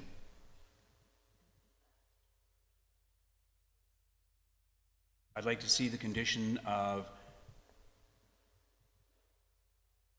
the landscape plan must include measures to minimize noise and visual impacts at the north boundary of the site and to minimize visual impacts from 64th Street. I would like to strike minimize visual impacts from 64th Street. As Councillor, and the reason for that is Councillor Elliott talked about is there's lots of traffic up and down that road, and the visual impact, the closest piece of equipment, not even equipment, a dirt pile, is 452.3 feet back from the property line, and it is 469.6 feet back from the roadway. And I don't see it being a negative visual impact.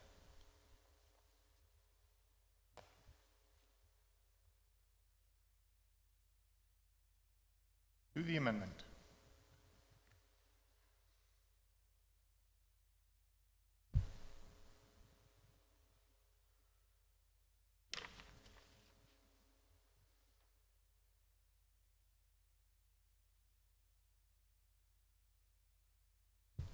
Do you have the amendment clear? Okay.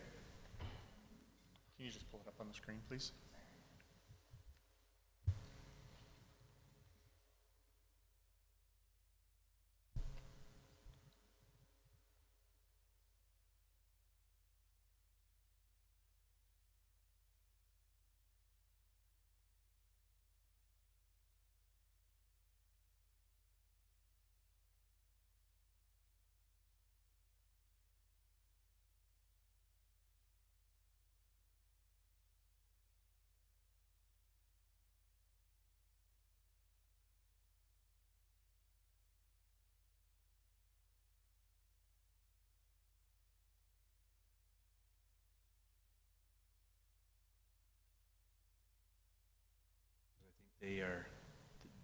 I think they're opposing each other.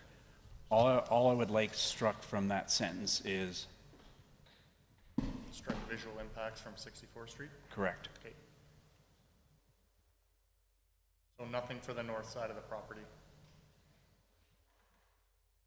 That's along the berm side. That's on the residential side, the north side. No, nothing on that side. You're saying that's not included in your amendment? No, I just want along 64th Street. Yeah. Yeah.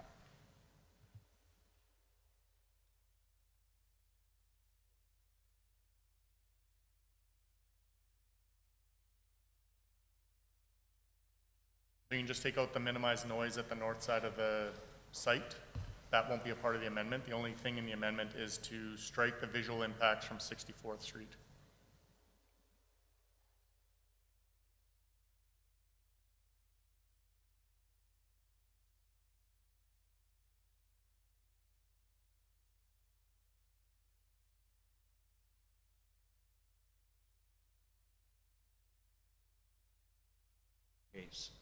May I comment?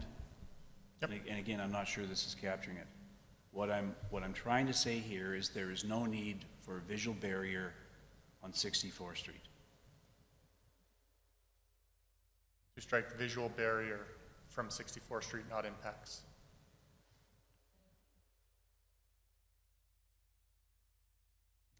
Yes, thank you. Okay, to the amendment? Yeah, go ahead. Thank you. Through the chair to Councillor Nielsen.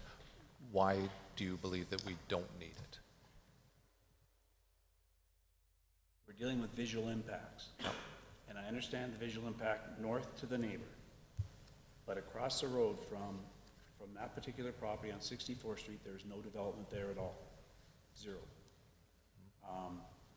And what I'm saying is a dirt pile, and it's a substantial dirt pile, is almost 500 feet off the roadside.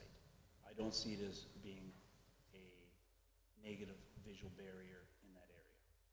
Thank you. So if the development permit is changed and the land use bylaw, the property owner then becomes compliant with that land use bylaw, it changes that, so that dirt pile could be 500 feet from the road, but then it could be 100 feet from the road. Or the other work that's going on that site could do the same thing. And I think that, again, while we're trying to work with property owners, if the property owner isn't willing to do the work leading up to that as well, I struggle with the beg forgiveness, don't ask permission from the start. So I won't support the amendment, and I don't support the development permit or the motion as presented. Anything further to the amendment? Those in favor? Opposed?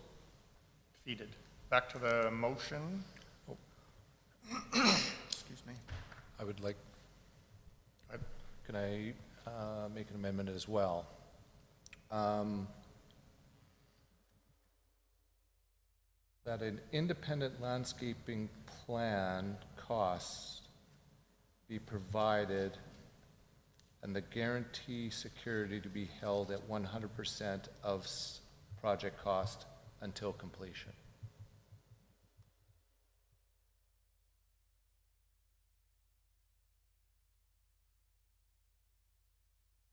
Of estimated project cost.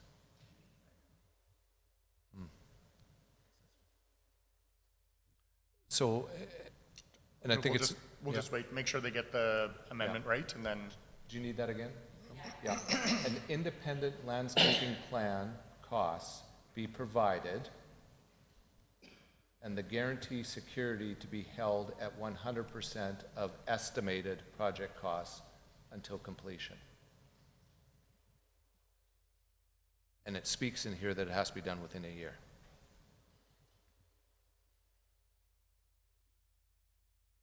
Right?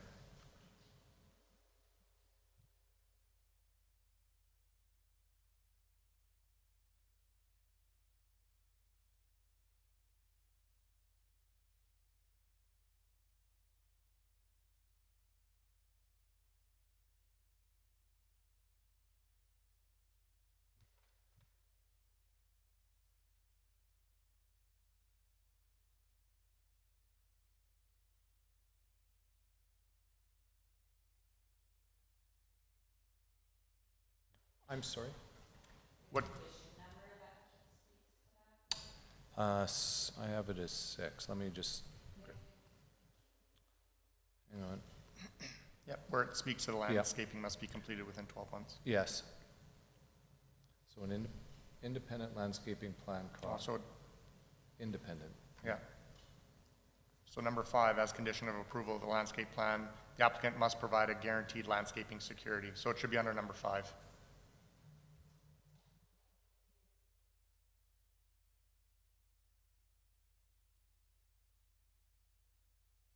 Through the chair to Councillor Billingsley, please correct me if I'm out of order, but I just want to clarify whether that replaces the current condition 5 or whether that adds to the sentence that is there.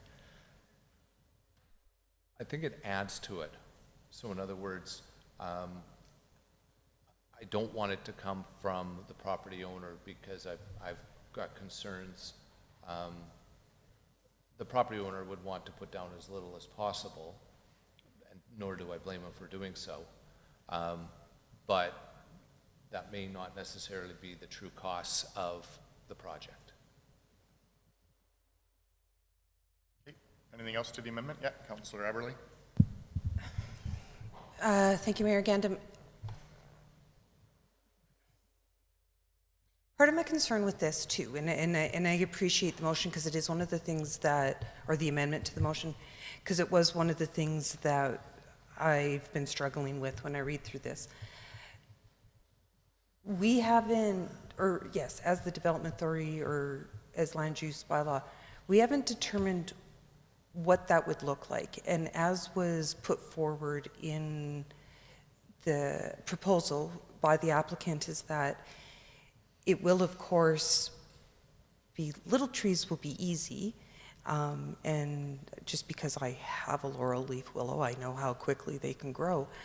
But that still is a time lapse in that versus a large tree that may, so we haven't even provided conditions for what that landscape plan looks like. And that's the other thing that bothers me in general about how we're even looking at this. So it's more just a comment as I try to work out in my brain what I'm going to do.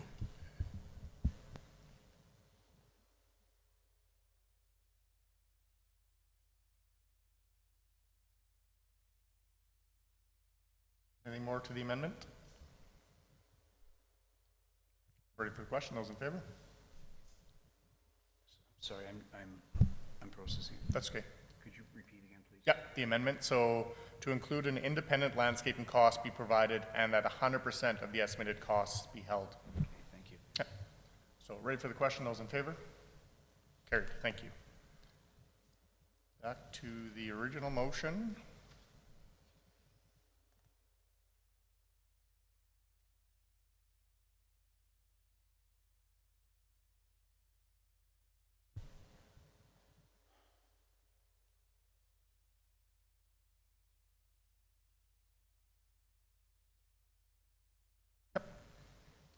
Through the chair to council, and again, I think I'm mostly just speaking, but maybe somebody can help.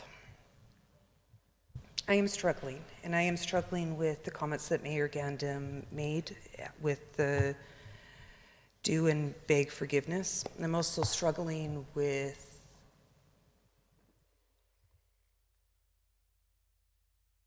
not encouraging local industry, which I know is required within this community. And again, I'm speaking out loud as to what the two struggles are, and if there is somebody that has a good argument for the second, and why approving this based on local industry, I would appreciate the thought process, the comments, just so I can help my thought process right now.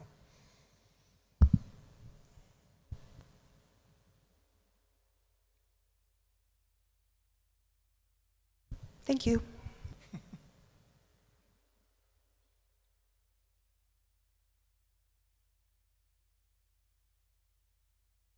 Go ahead. Through the chair to Emily, and you're going to have to catch me up here.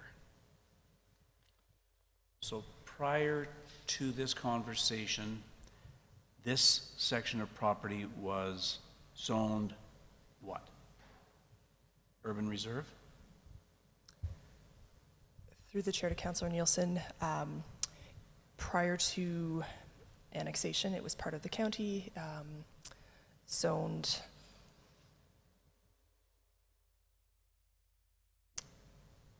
I'm trying to remember if it was urban reserve before or after annexation, but it was municipal reserve at the time that it came into the city. Right. The municipal reserve designation was removed. The land was transferred to the current owner as part of a land swap for additional land near the airport. In 2009, the parcel was rezoned direct control environmental management as part of the larger 2009 land use bylaw rewrite. And so that is where it obtained the direct control environmental management designation. So now it is going to be zoned, it's going to maintain the existing zoning? That's correct. But meet the conditions? That's right. The purpose of this process is to put in place, if approved as presented, it would be to put in place a development permit for the existing development on the site that should have had a development permit, but for reasons that aren't fully documented, it doesn't have one. Correct. And if it was in the discussion to rezone that property, were there any other alternative zoning possibilities? Through the chair to Councillor O'Neilson, I would have to go back and check the records on that. We do know that notification was provided to the owner about that pending rezoning with an opportunity for comment as part of the larger process, but I don't off the top of my head recall if there were other options considered for that location. I guess what I'm leading up to here, and I'm floundering here a little bit, so bear with me, please. There are other properties throughout this community that have, and within our town site, that have large industrial equipment sitting on large sections of property along major arteries. And so how would they be zoned? Would they be zoned similarly? Through the chair to Councillor O'Neilson, most of the industrial properties within the city have an industrial zoning, so M1 or M2 in our land use bylaw. Many of the properties in the area of this one have the direct control environmental because there are other considerations in the area. So in this case, we know that this property is very relevant regarding drainage in the area. We also know that there are some potentially hazardous sites in the vicinity, and so those were likely the factors that contributed to the direct control zoning for this one. Thank you. Councillor Billingsley. Thank you. To Emily, as far through the chair, timeline. So if this is approved, and now with that amendment, when does the clock start ticking for 12 months? From today? Yes. So then, okay, so it doesn't go back because this was dated February 12th. So basically now it would be July 20, whatever the date is today, 22nd, I guess. The landscaping has to be done by the 22nd. If the landscaping is not done by the 22nd of July of next year, what happens to said operation at this property? Is it a stop work order goes in, or what happens? Through the chair to Councillor Billingsley, we would likely start out with a notification of non-compliance. We might not necessarily proceed entirely to a stop order. Knowing the circumstances, we may also communicate with the applicant in the lead up to that date to understand what progress is being made. Thank you. Councillor Aberley. Thank you, Mayor Gandam. Emily, you are very much appreciated, so thank you. The land swap, are you able to tell whether that was when the land was swapped for this property for property that was closer to the airport? Was that land industrial? So that was swapped out. Was it zoned as in the land that is now city property by the airport? Was that industrial land? Through the chair to Councillor Aberley, my understanding it was rolled into the current kind of airport runway taxi parcel, and so as part of that parcel it has airport zoning, so M3. And just, can you clarify for me, when you said hazardous sites, just clarify what you meant by that, because I just didn't understand it, please. Through the chair to Councillor Aberley, to the kind of north and east of the site, there is a closed landfill site.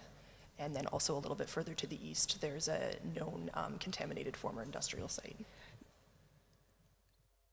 So we're requiring,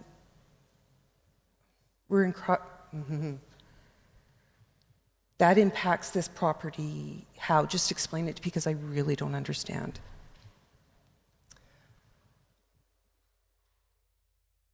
We need drainage because there's hazards near this property. That's why it has that. Through the Chair to Councillor, I believe they're in some ways two slightly separate issues. We know that the planned drainage for the area to the south to by the Lake Park, which is where it's supposed to drain to, does pass through ditches on this property. So the drainage is one component. And then we also know about the presence of those other two, like the closed landfill and the former industrial site. The impacts of those have not been fully explored. Okay. So we have a phase 1 environmental site assessment for this property that was provided as part of this application.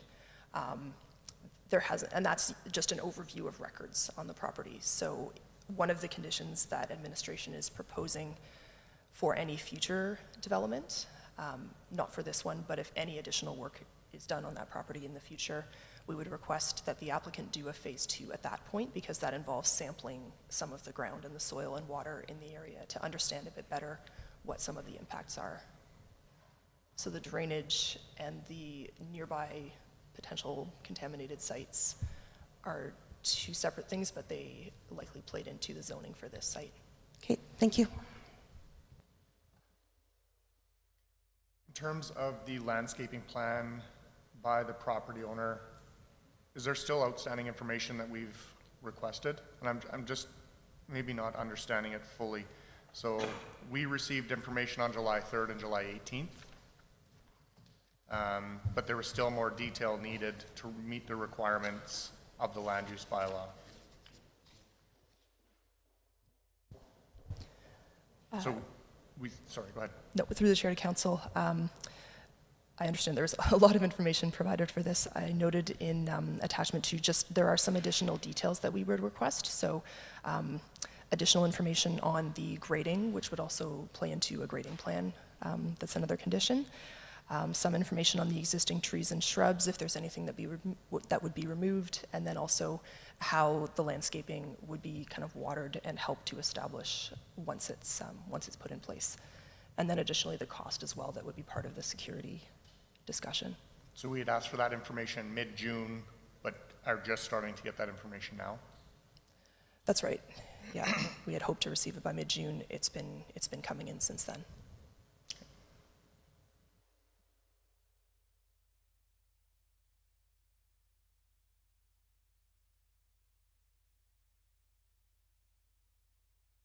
Councillor Billingsley. Thank you. Through the chair to Emily then. So do you have all the information that we had asked for back in June? Like, has all that from the property owner been provided?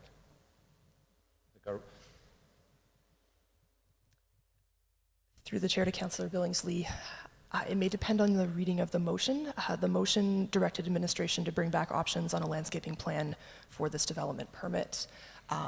In that sense, one can say that it has been provided. We are making progress down that road. We do still need to have some conversations with the applicant for those last details.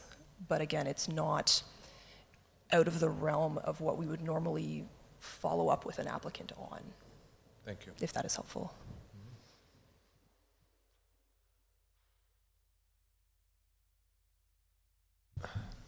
One more for clarification, promise.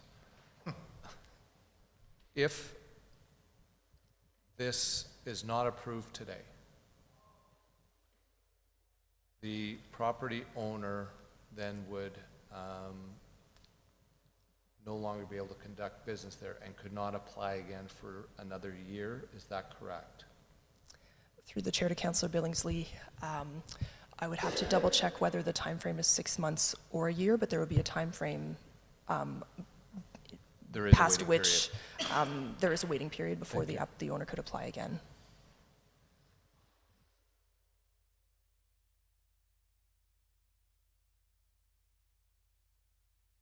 Anything further? Yeah, Councillor Aberley.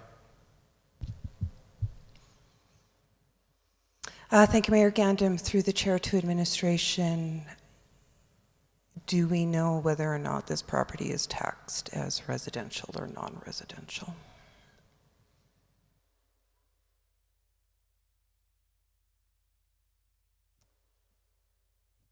Through the chair to Councillor Aberley, I have not looked at the assessment report. I don't know if that's something that finance could pull up quickly. Through the chair to council, we will look that up and have that information to you before council start. And my question, the rationale for my question is I'm now weighing out the industrial use and my wanting to champion industry in our community. So I'm struggling. Thank you. Through the chair to Councillor Aberley, if I may, just a point of information, this property, the subject property, does not have a residence on it. The applicant resides on an adjacent property, but the residence is not on the subject property.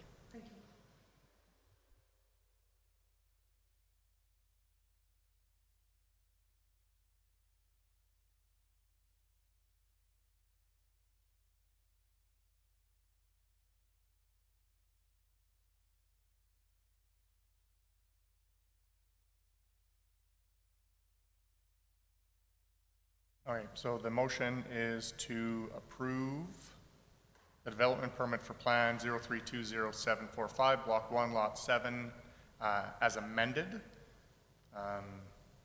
including that full security be retained by the city on the landscaping plan. Anything further? We're ready for the question. Those in favor? Opposed? Carried. With that, we are going to break for lunch.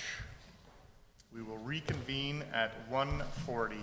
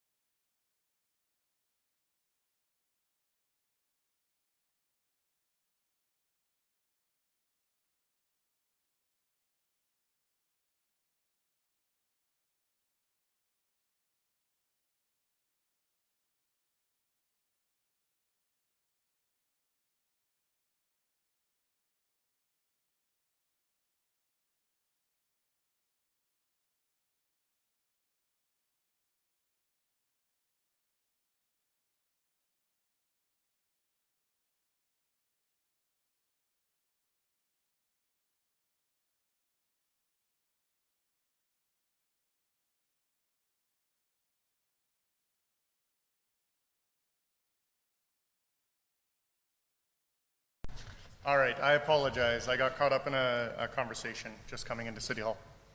I think we left off at 10.6, update and request for funding for the Canadian Pacific Kansas City Railway pedestrian crossings. Good afternoon, Council. So on the June 24th, 2024 meeting, I was here with Harkamaljeet Gill talking about the funding request for the pedestrian crossings on 47th Avenue and 50th Avenue, and we suggested that we come back with some more information. So from that meeting, administration did meet with the Canadian Pacific Kansas City Railway on July 15th. To discuss the agreement that we do have with the city. They are not prepared at this moment in time to be able to amend the agreement prior to this construction season. So administration is requesting that we continue on with this project to be funded through the local government fiscal framework grant. And this is essentially due to safety being paramount, and we shouldn't wait for this. When we did speak to CPKC previous to this meeting, they did indicate that if we were to stop this project at any time, it would basically go to the end of their list, and so it could be years away until they come back again to do these crossings. So it's administration's recommendations right now to just move forward with this, even though it would be funded through 100% by the city. And that, again, would be the amount of the grant was $230,709. And so if you have any questions, I'd be happy to answer them. Mr. Mayor, I would move that City Council direct administration to apply for the local government fiscal framework grant in the amount of $230,709 for the Canadian Pacific Railway, Kansas City? Pedestrian crossings. Moved by Councillor Elliott. Councillor Billingsley. Thank you. Through the chair to administration, would we be applying for this for other projects for this grant amount of 230? So in other words, are we giving up other projects for this one? Does that make sense? Or is this, in other words, if we didn't apply for this and didn't have to do this, we would not apply for this particular grant? Through the chair to Councillor Billingsley. So the amount that I have stated in here is an unallocated amount of the LGFF grant that we are eligible to receive. So at this time, there's no project assigned to this funding, and that's why we're suggesting to utilize this grant. If we don't apply for the grant, it will still be eligible for the city to utilize for other projects that fit with the criteria of this grant. And where I'm going with that, so in other words, that money still, if we didn't have to do this, that 230 would still be sitting there, and we would be able to access that would have been able to access that in the future. Is that correct? Correct. Thank you. Councillor Nielsen. Thank you. Through the chair to Kathy, please. And I sent these questions in earlier. How much was actually budgeted for summer concrete work this year? Through the chair to Councillor Nielsen. So we have two different programs that we have every year. So there is a $300,000 capital budget, and that's for new sidewalks, things like that, connections between different sidewalks. And then we also have a $325,000 operating budget to do curb ramp replacements, broken sidewalks, things, all the rehabilitation pieces. And I'm assuming those contracts or those tenders have been reviewed and a contract extended? That is correct. And has any concrete work in town started yet? We are scheduled to start, I believe, next week or the week after, and finish by September 15th. So we're going to see $600,000 worth of concrete work done between now and the middle of September? That is the plan, yes. Okay, and is there a penalty if the work's not completed? If a contractor doesn't complete their contract at the scheduled time, there are penalties that can be put onto that contractor. If there's something, say we get 6 weeks worth of rain and they can't finish it, then we would give a time extension to sometime in the beginning of next construction season. And the only reason I'm asking these questions is because I would be loath to have a $600,000 concrete contract out and be carrying a great huge sum of money over because no work got accomplished, and yet we dip into the LGFF instead. So you're reasonably comfortable that the $600,000 worth of concrete work will be started and completed on time? Yes. Thank you. Councillor Elliott? Thank you, Mr. Mayor. Just in general, that is a safety issue, so if we don't act upon it and something happened, but we are aware of it, then we could be classed as negligent, or CPKC could be classed as negligent, correct? Mm-hmm. And you and the CEO have been in consultation with CPKC about this, and at this time they haven't changed, but is there a possibility it will change next year? They weren't open to renegotiating that contract or the agreement at this time, but that it would happen soon. Okay, just, and looking at your crystal ball, if we did get a new contract, do you think they would reimburse us for the money that we spent? We could make that request. Okay, thank you. I definitely think we should make that request. Thank you. Yeah. Councillor Bronco. Thank you, Tyler. To Kathy. Kathy, on this railway crossing, so if we were to approve this, now would this come in after September the 15th, after the other concrete is all completed? Or would this take over priority and change the due date of completion? Through the chair to Councillor Bronco, at this time, CPKC has ordered all of the, I forget what they're called. They're these concrete pads that go between the rails for pedestrian crossings. They're already ordered. I just don't know when they're going to arrive. So just depending on when that happens, I would suspect that it probably wouldn't start until September. So, but the reason I'm asking is, if we start this one, then that gives them an out on completion of their concrete. So I will vote in favor if we do this after they finish their concrete project in September, because then we have high early cement, and that's, we don't want the city to accumulate that extra cost. Go ahead. I'm assuming CPKCR actually does the work. We don't extend the contract to another company. Through the chair to Councillor Nielsen, no, the city is responsible to have the contractor do the sidewalks. They're just supplying those concrete pads and putting them in the railway crossing, and then we have to do everything around it. So then Councillor Bronco's comments would be, is this do we go out for another tender, or do we simply go back to the existing contractor that we've got concrete work for this summer, and say, here's more work? Through the chair to Councillor Nielsen, we would ask the current contractor to add more. And I guess for schedule purposes, if CPKC comes in and does the concrete pads between the rails, we could come afterwards and do the sidewalk connections. It doesn't have to run concurrently. So we could finish all of the city assigned work and then come to that after, as Councillor Bronco had asked. So is the safety concern that we're speaking of then, is it the concrete pads between the rails, or is the cement work that's going behind the arms? It will be both, because you need the concrete pads between the rails to connect to our city sidewalk.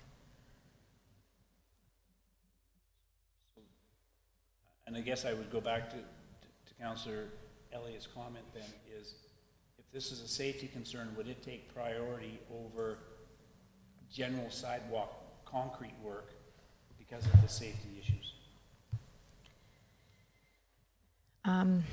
I would argue that some of the sidewalks we're replacing are also a safety hazard. So what would you take, I guess, would be what would take precedence.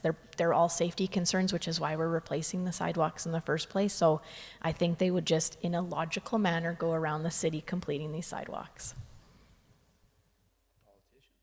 Thank you. Councilor Bronco.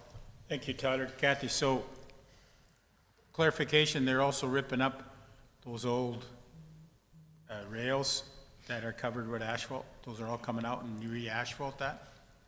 Through the chair to Councillor Bronco, yes, those old tracks are coming out. Thank you. Anything further? When CP says that they're coming to do work and they put arms in like that, do we have the ability to approve that work or can make suggestions to not put arms and signals in the middle of a sidewalk? To the chair, we had numerous meetings when those crossing arms were going in.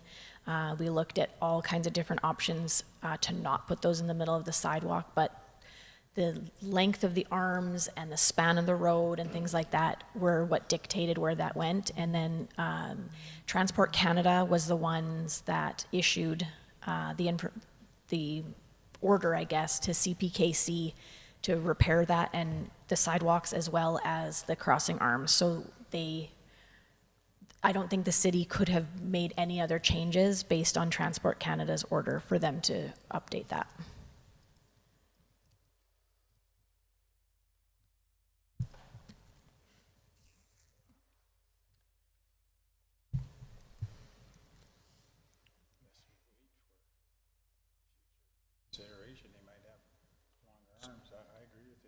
Sorry, Joe, I can't hear you.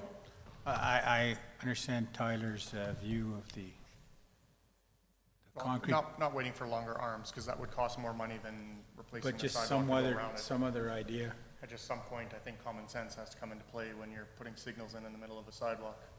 I'm just an undertaker and a mayor, what do I know? Okay, I would reluctantly support this with the understanding that the city, when we're renegotiating our agreement with CPKC, that 50% of this project get placed back with them. Anything further? We're ready for sorry. So is that an amendment, or is that just a recommendation you're making? That's just me thinking out loud. Okay. Actually, no, that is going to be an amendment. That's going to be part of the motion. So I'd like to make an amendment that we pursue 50% funding from CPKC once a new agreement is reached.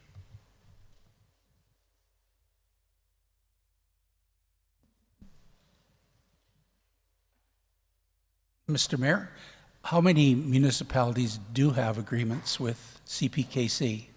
Every one of them. Anyone that would have a track going through it would have an agreement. Except us? No, we have an agreement. Well, how many have an updated one then? I'm sorry. But there are a number in the province that do. Yeah. I Thank don't you. know what that number is, but there are ones that have a new agreement. Yes, thank you.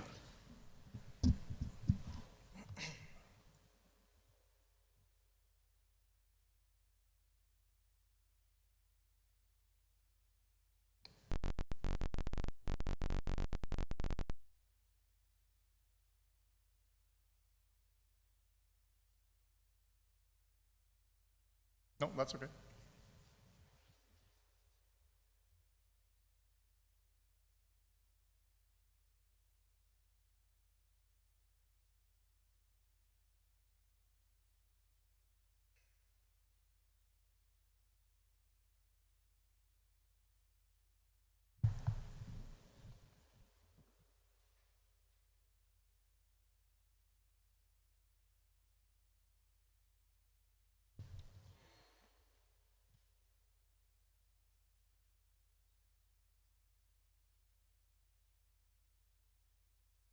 From CPKC when a new agreement is reached.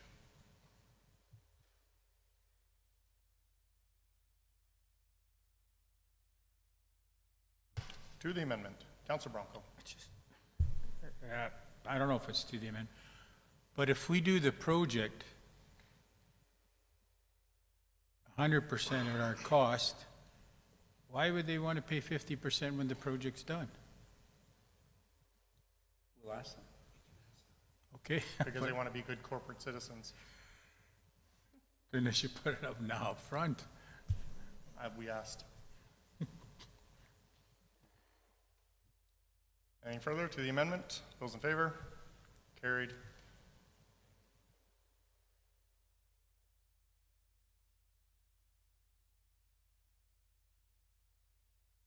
We are directing administration to apply for the local government fiscal framework grant in the amount of $230,709 for the Canadian Pacific Railway pedestrian crossing. Anything further? Ready for the question? Those in favor? Opposed? Carried.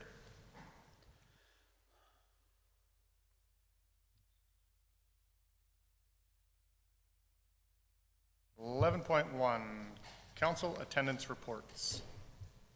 I move the City Council accepts the council committee reports and attendance as information. Moved by Councillor Nielsen. I'm just glad to be here. We are happy to have you. Thank you. Councillor Elliott? Nothing further to add. Councillor Billingsley? Ready for the question? Those in favor? Carried. Thank you. Item 12.1, fees and charges bylaw amendment, schedules D and L.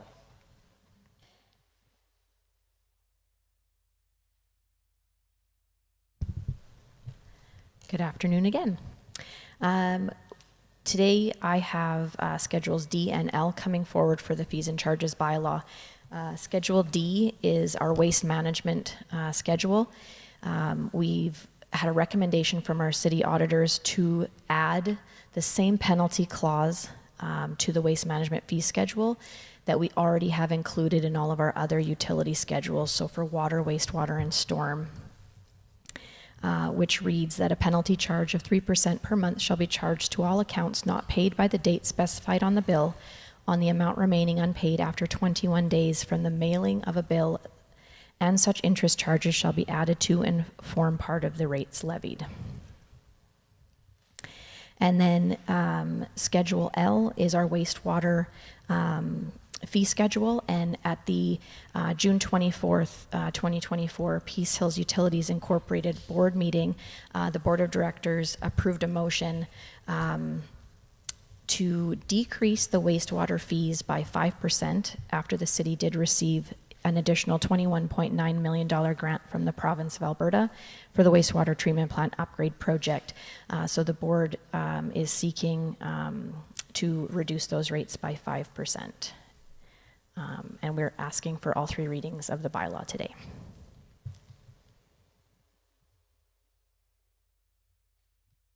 Councillor Aberley. Thank you. I move excuse me. I move that City Council gives first reading to bylaw 2065-24 to amend fees and charges bylaw 2047-23 schedules D and L as presented. Moved by Councillor Aberley. Any discussion? Councillor Elliott. Thank you, Mr. Mayor. Through to Kathy. Kathy, is there what is the date of the start of the rebate? Or did I miss it in here? Oh, okay. So through the chair to Councillor Elliott. So you're talking about the wastewater fees? Yes, the reduction of 5%. So in the bylaw, it will say as of August 1st. However, it's for the July billing. So all the wastewater and water consumed for the month of July will be on the August 1st billing. So it will have reduced that amount technically starting July 1 when the billing period started. Thank you very much. Thank you, Mr. Mayor. Councillor Bronco. Thank you. Question. So just on a wastewater, not the water consumption? 5% on wastewater?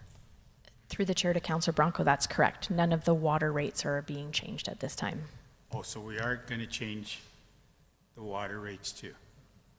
There's no plan to change the water rates at this time.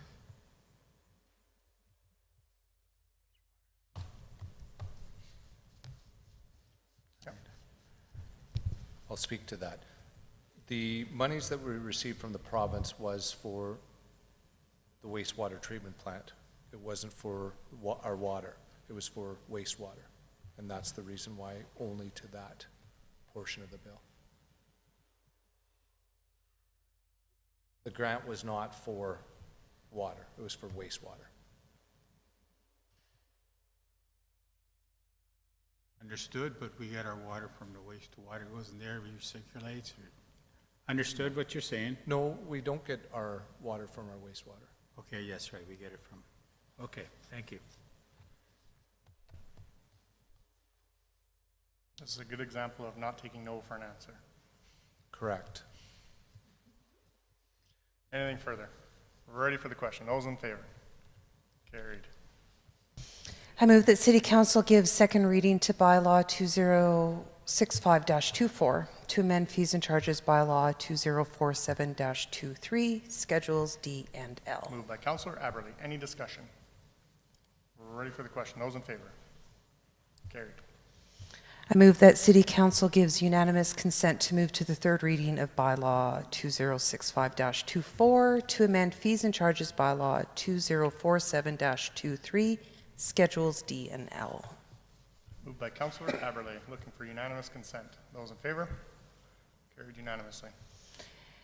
And I move that City Council gives third and final reading to bylaw 2065-24 to amend fees and charges bylaw 2047-23, schedules D and L. Moved by Councillor Aberley. Any discussion? What is our communication plan with this information? To the chair, the plan for communicating this would be through our social media channels, on our website, in our newspapers, as well as directly in putting that into the utility bill itself. So I've had an opportunity to meet with and talk to a number of the ministers that were included in this request, and just making sure that we'll have a formal follow-up with them, letter of thank you, and showing them the impacts of the grants that we received. Okay, very well. Anything further? We're ready for the question. Those in favor?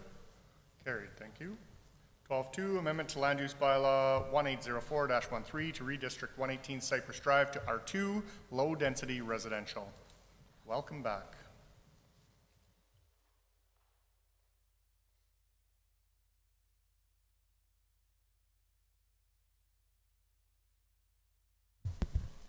Good afternoon. So the purpose of this report is to address a rezoning application for 118 Cypress Drive. Planning and Development received an application to rezone this property from R1 single dwelling residential to R2 low density residential. And this is to allow for the development of a duplex, which is a permitted use in R2 but is not allowed in R1. This proposal aligns with the current municipal development plan, which identifies R2 and R1 as compatible zones that can be side by side. It also encourages infilling of vacant residential lots, such as this one, which has not been built on since it was subdivided in 2007. And finally, the proposal aligns with the Creeks Crossing area structure plan that's in effect, which designates the site for low-density residential development. Low-density residential development is identified in the purpose of the R2 zone.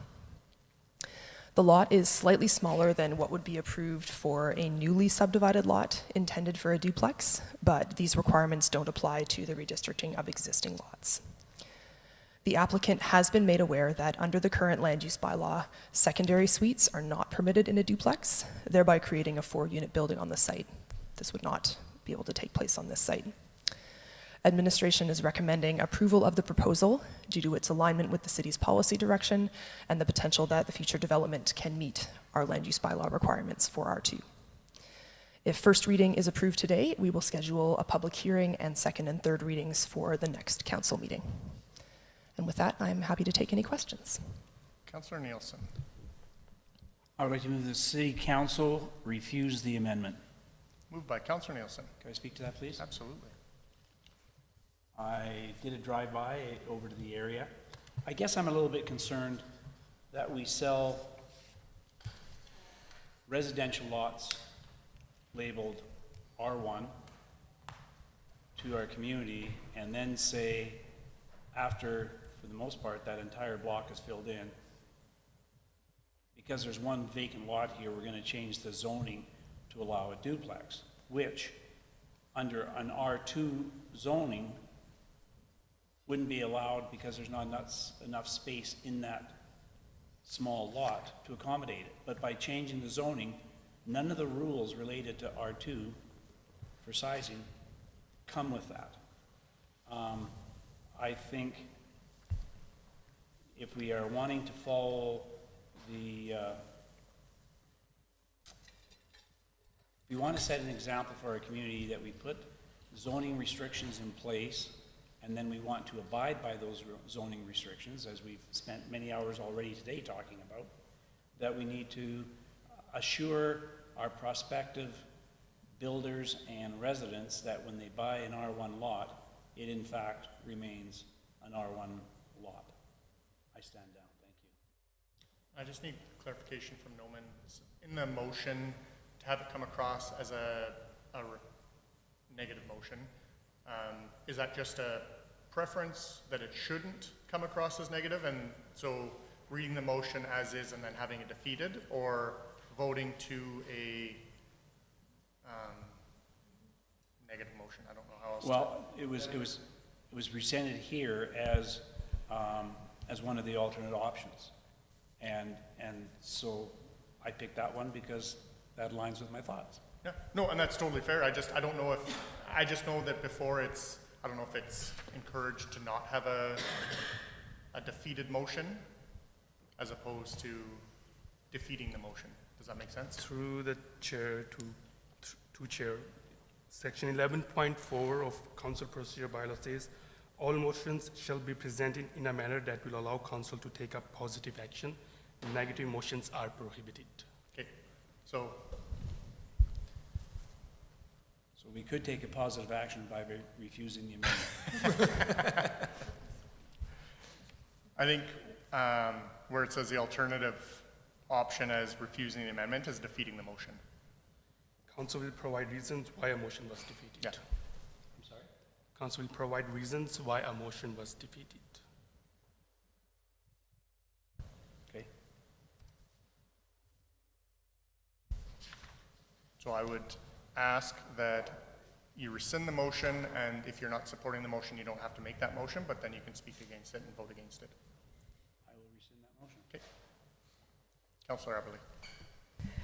I move that City Council gives first reading to the recommended amendment to Land Use Bylaw 1804-13. Moved by Councillor Aberley. I have no comments. Okay. Anything further, Councillor Nielsen? I'll hear other comments if there are any. Councillor Elliott? Thank you, Mr. Mayor. I don't disagree with Councillor Nielsen said, but if we're going to have a public hearing, then the residents of that area could come in and let us know how they're feeling, and then we could make a decision based on that. If there's been no development in that area since 2007, 17 years of nothing happening, it might improve the property value if they get some buildings going in there. Thank you. I don't know if we can request that, but in the change of this zoning, can we ask for what they're planning to build there? And are we able to base our decision on that? Obviously, it's not a DC, so we're not approving the design, but just so that it's fitting the neighborhood. Through the chair to council, no, short answer is no, we can't do that. We are bound by what is set out in the R2 zone in the land use bylaw, and so the uses that are permitted and discretionary are laid out in that zone. Include that, just not what it looks like. Yes. Correct. Okay. Councilor Nielsen. Through the chair to Emily. So why is it if this property is rezoned from R1 to R2, the R2 conditions are not applied? Through the chair to councilor Nielsen, I'm not quite sure I understand the question. Well, in the information we received, we've indicated that if it was R2, the lot would still be too small for what's being proposed because it's 4% and 5% and 8% too small. But those stipulations don't apply if we rezone it. Yes, those stipulations come from the subdivision consideration section of the land use bylaw, and the wording is very much surrounding if you are subdividing new lots for a specific use, then that's where these apply, but we can't find, we've looked to be sure, and we don't see wording that restricts it in a rezoning context, so that's part of the reason why we've made the recommendation that we have. They would still have to meet all the other requirements of the land use bylaw for R2, including things like maximum height, minimum setbacks, minimum dwelling size, and so forth.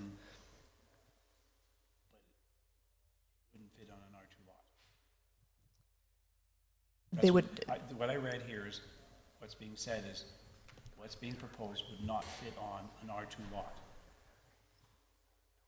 through the chair to Councillor Nielsen, I'm not sure where that would be, because it appears possible that they could meet the requirements, but our recommended, in our land use bylaw, there is a section that governs minimum lot sizes when new lots are being subdivided, and so if we are approving new subdivisions, we adhere to those for guidance.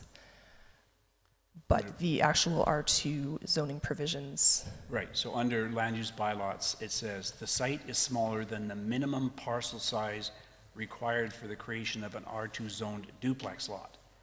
The width is 18 meters, the depth is 36 meters, the minimum area is 659. According to the plot plan provided by the applicant, the lot is 17 meters wide, meaning it's 5% too narrow, and it is 35.17 meters deep, which means it's 1.43 meters, or 4%, too shallow. And overall, the web map shows the lot area is 578.5 meters, or 80.5 meters square, or 12% too small. That's correct as per section 9 of our land use bylaw sets out the minimum lot sizes when we're approving new subdivisions, and so those are the dimensions that are set out in the table that is part of that section. In the R2 provisions which govern R2 lots, those are in a separate section of the bylaw, those are in section 6. And when in our review of section 9, we didn't find anything that applied the minimum lot sizes for subdivision of new lots to redistricting of existing lots. So for example, then, given the schematic that's there, it shows an area plan, and on the far right-hand side, there's a large blue section called R2 low-density residential. So if that area was all subdivided as R2, the lot that's being planned for this particular building is smaller than the lots that we'd have in an R2 low-density residential subdivision. Sorry, just to orient myself, you're looking at the map of the existing zoning in the area. This one here, Emily. Yes, okay, we are looking at the same one. Do you want me to go back over that? Yes, please. Okay. So if the R2 low-density residential was subdivided into parcels, the lots that would be subdivided into this parcel, this blue parcel, would be larger than the lot that they're planning on putting the duplex onto.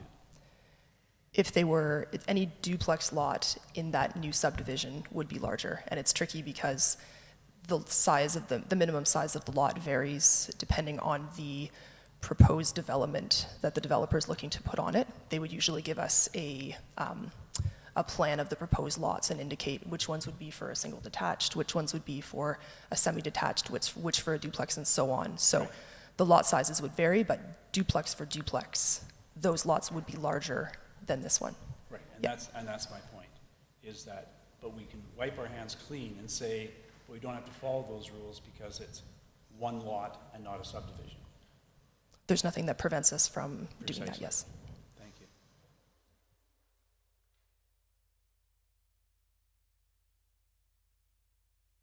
And any further? I would very much look forward to a public hearing and hearing the neighborhood's thoughts on what that looks like, and of course having more development in the community spurring other development as well. So I would be voting in favor of that. Any further? Ready for the question? Those in favor? Opposed? Carried.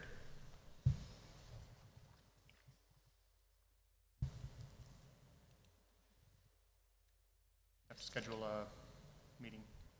Oh, was that me that put, sorry. I thought lunch helped me. I apologize. I move that City Council directs administration to schedule a public hearing for the recommended amendment to land use, oh, it just disappeared, to land use something, Bylaw 1804-13 to be held August 26, 2024 at 9:00 a.m. Moved by Councillor Aberle. Any discussion? We're ready for the question. Those in favor? Carried. Thank you. Looking for a motion to go into closed session. Councillor Blatz, first section. Sorry?